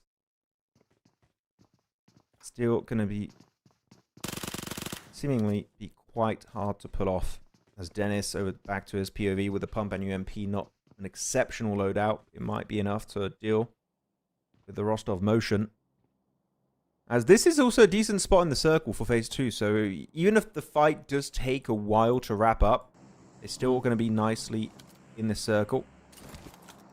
There's no time factor, as Vicious Doran gets himself that nade. So even if they're down to just a solo or duo, Vicious are always just such a menace. DK, they never count them out. Yeah, I mean, it ain't over until it's over, right? If they're not in the lobby, there's still a chance for them to do a little bit of something here. And I mean, Dennis now trying to be an absolute menace, but unfortunately, Matic coming through with a beautiful jump shot to close it out here for them. So one tap, they're not going to be making it any further than that, at least not on that initial position that they were trying to take on here. As, well, water treatment now belongs over to the side there of the players coming through from motion, and a good step up on their end. 404 though, right here in San Martin, very centralized, but again, right, this allows them a bit of breathing room. They do have the duo max, and this is Miramar. Ooh. So we could see something about to start cooking over here. It's not just Miramar. This is the city where they got for not the same building, but the same city. So maybe they can replicate their prior success. Match number 10. Try on the spray. Most of the bullets actually going to be hitting the corner of that window. Snicker. It's got a lot of bullets to spare. So you know what? With the 6x scope, you can keep on spraying and praying. Maybe one of those bullets will be able to home on his target. He really wants that headshot to nobody, but he's not going to peek too aggressively. But the thing is, this fight is fine for now, because they're in circle. Chances are circle 3 is not going to involve any portion of San Martin if we have a decent shift away from the southern eastern edge. And if that happens, man oh man, everyone's going to look to scramble away from the city, which will make it a bit tougher. As Big Baby, one player does get dropped in Baban, and Sneaker making the push with the JS9. That could be a big engage that the duo 4-4 were looking for. Well, Snicker's now going to be looking to tie this one up. Is he going to be over? Is he going to be able, rather, to get the play onto Overlade or JS9? Just sounding so great, right? It's like a silent scream almost. Slightly aggressive, but silent scream, going like ah. Maybe not like What? that. Who knows? What? Okay, that's the craziest stuff you've done so far this event, DK. You try screaming, but being silent. You know, like a quiet scream, but aggressive. You try that. It's not easy. I'll have to work on it. I'll think about it, okay? Ask me later. Big Baby, though, will take the win. That's a lot of nice death crates to loot up for themselves. Well, actually, yeah, there's going to be a gas can up the staircase. If he does explode in time. Look at that. Oh, yeah, run away from the M249. Of a risky one. Repositioning behind the desk, but he's going to be fully mowed down. That's it. End of the line. Big Baby is done. But that was ridiculous. Lasers just like started when he ran into the building, right? Clicked on the fire button and then just kept running, going up the stairs and like you know, that's literally spray and pray. So yeah, big up to Laser for getting that takedown. It's definitely a strategy. It paid off. It Yeah, worked. it- So It reminds me of a video I saw. It's a guy playing paintball, and he's got the equivalent of an M249, but in paintball version. And he does that thing of like he puts the weapon around the corner and he just sprays it without even being in the room himself. And then he goes in a room. There was no one there, but the entire wall is just painted green. if there was somebody, there would be like a negative left on the wall, right? The spot of the player taking up the paint that would have hit the wall. And Yeah, actually. and as they look at him as like a cartoon, he just falls down and you just have a big outline of him. That'll be exactly it. Yeah. Not really looking too good for Voicle. He's going to be spotted and taken down by Retro, but the punish comes through. Revenge has been found, and that's going to be nicely executed in good old San Martin. Though, looking at the POV of Ozorox, there you go. Looking to find McQueen, as Leon will be the one to put an end to his suffering. As we look at this game, actually, the fact they already got 2 eliminations and One Tap Romania already eliminated on this game. DK, genuinely, our top 2 is now 100% locked in. It's done. It's going to be Vicious, followed up by Ozorox. So, now, really, where you want to focus your attention to is going to be RS and Rain, where they could hope to maybe get some extra, well, actually not get extra money, get some money, because right now, if we stop the tournament, they would get $0 in their pocket, but Rain and RS, if they get a decent game, maybe top 6 is in the cards. Yeah. I mean, like, for Ozorox here, I think the objective would be to try and secure 49 points right now. Right, with only 25 players alive, they need to try and get 49. Right, that's going to be the goal. That's going to be the objective. Are they going to be able to pull it off? No. It's done. Like you said, the top 2 has been confirmed, and I don't see any changes coming through on that. Even if Ozorox was able to take out everybody, including themselves, it still wouldn't be enough points. So, yeah. Well, this is going to be that showtime now, as you said, right? Rain and the players there from Roscar, they can try and increase the overall share that they could potentially maybe get, right? RSC and the players here from Team Moldova, this is where they might stress a little bit if those 2 teams have a very successful run here. Could be it. Oh, Golden Mirado. Unbroken. The circle is so interesting. It's on the west of water treatment on that massive cliffside next to that valley. So, one team is in a great spot. Guess who it is? It's Vicious. Always in a really strong, aggressive location, so they'll be able to zone teams away from quite a decent distance. Zigo, good use. Thank you very much, production, for showing us the map feed. As really the main fight you want to focus your attention to right now is going to be the Eastern Edge water treatment itself. Ozorox is going to be there in motion after a good third party, able to get himself a decent amount of eliminations. Going to be still comfortably inside the water treatment. And up north is going to be an extra 1. Ozorox don't really have to take the fight. And also, you said they need, what, 49 points? So they know it's impossible for them to make it happen. So I think Ozorox, knowing also the teams below them got fully eliminated, they might just want to flex out and get a decent fight for themselves inside water treatment. Or they might actually go and play for the win just for the sake of it. Who knows what's happening in the Ozorox minds right now. Yeah, I mean, your guess is as good as mine. And so there's only one way for us to figure out. What would I do if I was Ozorox? Yes. Go out and have fun. Yeah. Right. That's all you can do here, right? They can play with the most strategic approach they can think of. It's not going to be enough, right? There's just simply no way, right? It's too late, right? Had it been game 3, different situation, but we're not there. Vicious also still alive, so they're just going to look to make that gap even wider. So, yeah, all things fair. I just go out and have fun. Just try and finish as well as you can. Have a blast. Play a strong game. Finish with honor. I would say, if I were them, YOLO, you know? Yeah. just get in your vehicle of choice and just full send. You know, what's the worst or best that could happen? Really, the outcome is going to be very similar. So might as well send it and, as you said, have some bloody fun. Blue's not having a lot of fun, though. He's going to get naded down. I play of 1. Still hard position. Instantly flush him out. You might be able to live a little bit longer. But if you're... Yeah, there you go, Menas. Good headshot with the AUG onto Caesar. It's going to be a quick reset from Bog, but because he's going for that revive, that's going to give an ample opportunity for Ozrox to close that gap, get inside the building, maybe even bring Blue back to life. It's Christie from a range here. Scoped in with 0 bullets in the chamber of the M1 Garand, so you better reload if you want to get something done, as unfortunately for Blue, that is going to be the end of the line. Ozrox now left stranded as a trio. Yeah, well, there's still a bit of hope.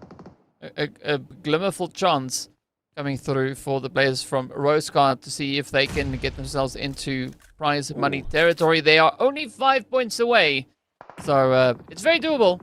Let's see whether or not they can pull that one off. The other teams all just going to be fighting to try and make things difficult for the teams already in good situations. I also don't see One for All moving anywhere either.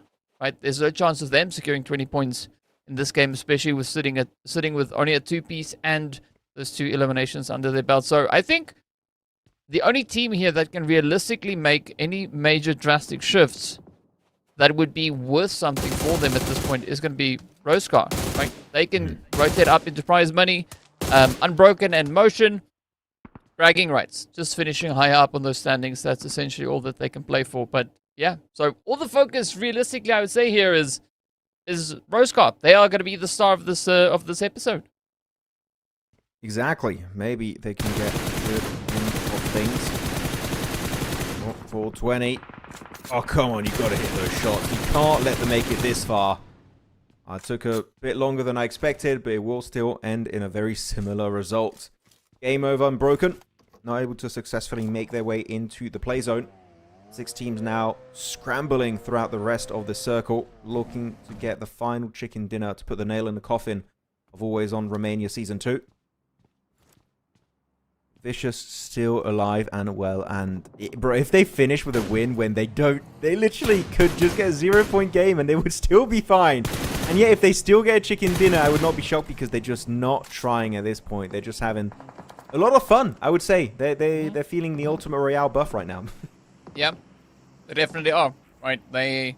I mean, heck, as you said before, we can go in and go play and try and compete against these players. Obviously, that won't work well for us because we're going to get our butts handed to us. But even if we were to represent the Vicious now... Sorry. I'd just be looting. That's what I would be doing. I was going to say, we might get disqualified for being too bad. No, that would be the only thing that would come to mind. Yes. Yes. Yeah. I think you're too right with that. That sounds accurate to me. It's like, yeah. Well, it might, yeah. Yeah, it might be a disservice, right? We might be giving the Vicious a bad name, so maybe not. They get dropped by the org. It's just like, that was terrible. That was so bad. Maybe. Actually, I do like their split here. In particular, Dorian Novallo over to the east, trying to get a bit of an angle on what the hell is happening inside water treatment, which at this point, realistically, is only Motion and then 2 teams up north. And then Koa just serving as the anchor point in case they have to reposition back down south on the lip of that ridge line. Seems like they've got their game plan set up for themselves. But next circle is going to be quite telling. If it goes on the lower portion of this circle, if it goes down in the valley, things will get a bit more hectic, as Leon will get Melaz back up on his 2 feet. They do spot Ked, but goes in reverse and will be snatched away by the Frenchman himself. It's Novallo stepping up to the plate. We should do the whole but I'm not quite sure if that would be very relevant at this point. The Dondor is going to be looking to move up as... Yeah, I mean, I'm surprised that Roscar has not yet been able to find any points. Right? They've made it up into the top 6. I mean, if they're not going to look to go for any eliminations, they need to finish in 3rd place at the very least. Right? That would give them potentially the points they need. But so they do have 1 elimination under their belt, closing the gap to 4 points. Maybe this could be 420. Now becoming their next target, the prey they need to get themselves right up into prize money territory. But here we go. Nobody getting shot at. Only 1 person player right over here. But nobody knows exactly how to move through those sprays.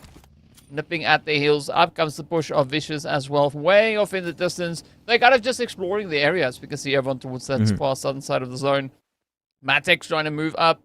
Novello keeping a very close eye on Matic. Not going to let him escape water treatment by any chance if he has a say in the matter. But yeah, Rosecop really got to watch these angles though. Go on though. Vicious with the buggy. Icy's out. Koa, this is your chance to become MVP maybe. If you can make it out. It would be funny if he actually just naded Icy's. Oh, I'm sorry. Misclick, bro. Misclick. Sorry. My bad. But actually just kind of rubbing his hands together like, yes, yes. My eliminations. My MVP award. Maybe that's going to be the game plan he's going for. Yeah. You could blame it on the shades. Yeah. Oh, sorry. I couldn't see. But does he really play with the shades? I've never realized that. Does he really do that? I mean, if it was like the blue light, like the PC glasses, right? But it's actually just shaded. Yeah. That would make sense, right? But if they were just your normal bit of shades, in your own house, I don't really see why. Doesn't really make a lot of sense. But if that's his thing, then you know what? Do it. If it works, it works. Because if that's the key to playing like Koa, then everybody should wear shades. Maybe it That just could stops be a him from marketing having... thing. It could stop him from having too many vivid colors, you know, in front of his retina, and actually helps him focus more on like slight movements on the phone. I don't know. It's something interesting to kind of theorize about. Oh, that's a wrong corner, nobody. Yep, go up. That's an easy knock. The spray is beautiful. Still has also 223 bullets left outside of his main clip, so he can spray for days and still have bullets to spare. Don't peek it again. Yeah, I thought Seko was going to go in the same spot. Nobody got knocked in. I'm like, no, don't do that. That's a big mistake. Circle 7, though, might not favor Koa's high ground positions, which would give an opportunity for Seko and Nobody to actually do something this game, because as of right now, they're just fully stuck in that shed. So we're just 4 seconds away. Circle pop on the top right side of your screen, and it centers up on the lower portion of the valley. So yeah, Koa will have to reposition and give up that mountain to the west. Yeah, we can just hear the absolute sound of defeat coming through from Koa there. It's like, oh no, I have to move up. But this could open up a bit of an opportunity. It's still RS that needs to do something, right? If they want to get those 4-5 points, I mean, already with 5th place, that means that they're going to have 2 placement points. So it essentially puts them on. They just need 3 more. So this is where I would say, like, just try and get the points. Try and get the eliminations. I mean, just don't go toe-to-toe with Ozrox or the Vicious. That wouldn't be ideal. But, you know, there's still 1 or 2 other squads left in the zone that they could look to try and focus on. But this is not going to be RS. Trying to survive. Got to watch out for those nades. Bad boy in a bad place. That is not looking good. RS, they should just not fumble right now. They should just keep their heads up and just push. Just got to push it at some point. Yep, bad boy.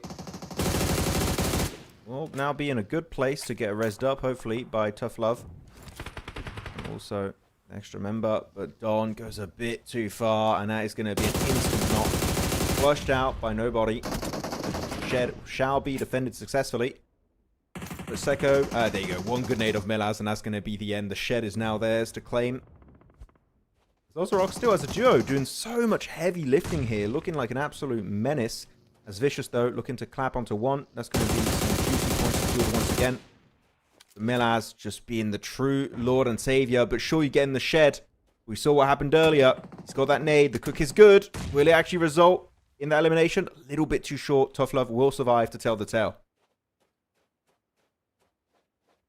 Let's see now. Bad boy goes down. Unfortunate. Tough Love. There we go. I like those sprays. That is what we need to see. But, yep. It all needs to now try and pan out here for RS. They just need a little bit more. A little bit further. I mean, they are in the top 3, right? So that is exactly the pace that they want to be. Placement points could really help them get over the line. If they can secure one elimination just to make sure. That could be exactly the opportunity for them, right? They don't have to win. If they win, great, but that's not what is required for them to finish up in a prize pool money position. And it's also going to be pretty tough going up against what is left of the Vicious, right? We did see the P90 there. That's not a gun that you want to rush anytime, especially if it's in the hands of Doran. Oh, well. It's Koa to assist from a range. Yeah, as you said, the P90 is going to be insanely mighty in that position. Definitely a weapon you don't want to push willy-nilly. Stuff Love spotted from under the wheel of the buggy, and that is going to be victory claimed in the game and in the tournament. Vicious will once again become your always-on Romania champions back-to-back. They did in Season 1. They do it again here in Season 2. DK looking like the absolute menace and best team by far in all of Romania. Absolutely phenomenal work being done here by them in a very well-earned victory coming through, sitting at the top of the board with a ridiculous amount of points, unnecessary, but absolutely deserved, right? I like what they did here, and you said it would be funny if they finished with a winner chicken dinner. You kind of just said it right there, right? That's exactly what they did. They got an absolutely absurd amount of points coming their way as well. So, yeah, I think let's take a look and see just what the point situation is and where these teams find themselves. Yeah, let's check out the leaderboards. And, you know what? Maybe one day in these events, DK, we'll see Vicious reach 200 points. Ooh, might be possible for them. 120 elimination. Even if you remove all their placement points, they still would be number 1, 3 points ahead of Ozrox. This is a crazy statement as to how consistent and aggressive Vicious actually are. So GG, well played, heavily deserved. Just here for this second season, just like they did back in the very first season. Ozrox, though, will be claiming our silver medal, 117 points, and then One Tap Romania, 99 points. A significant lead between themselves and One for All. So One Tap Romania definitely deserving here of standing proudly on this podium. Yeah, absolutely phenomenal stuff there. And of course, Rosegar managing to get up into 5th place. They were able to do enough to survive long enough to get themselves to where it matters. But you know what? Looking at the players coming through from the Vicious, right? Last season, they had 175 points. This season, I don't know what to say. Only 172. It's so sad.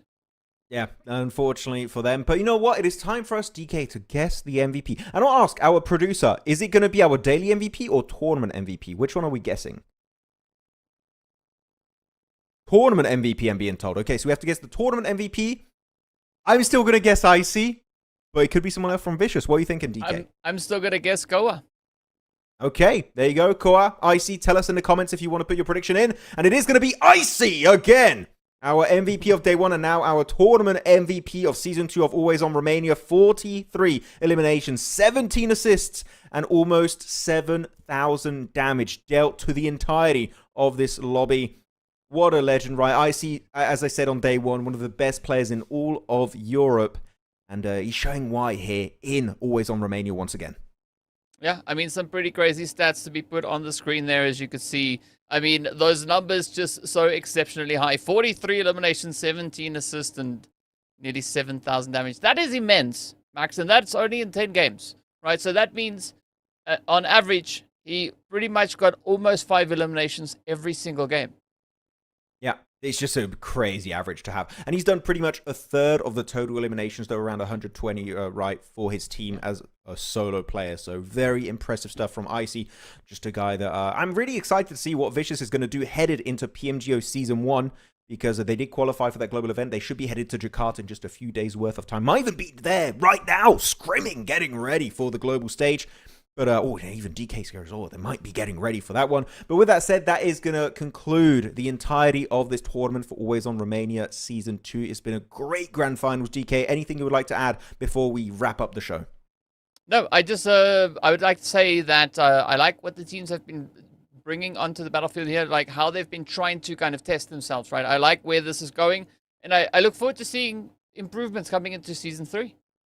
Yeah, Season 3 is going to be very exciting. Can anyone clash with the Vicious and finally take away the trophy for themselves? That is going to be the big question mark for Always on Romania. Though, I say Always on Romania. Next weekend is going to be Always on Poland, brought to you once again by TETO Games, by yourself also, DK and Niptura. So it's going to be very exciting to see how those games go down next weekend. With that said, thank you very much to you guys at home for watching the broadcast. Thank you for the production team, the players, and of course, DK, thank you for being with me to break down the game. I wouldn't have it any other way. Thank you everyone for watching. Have a great rest of your evening and see you all next weekend for Always On Poland.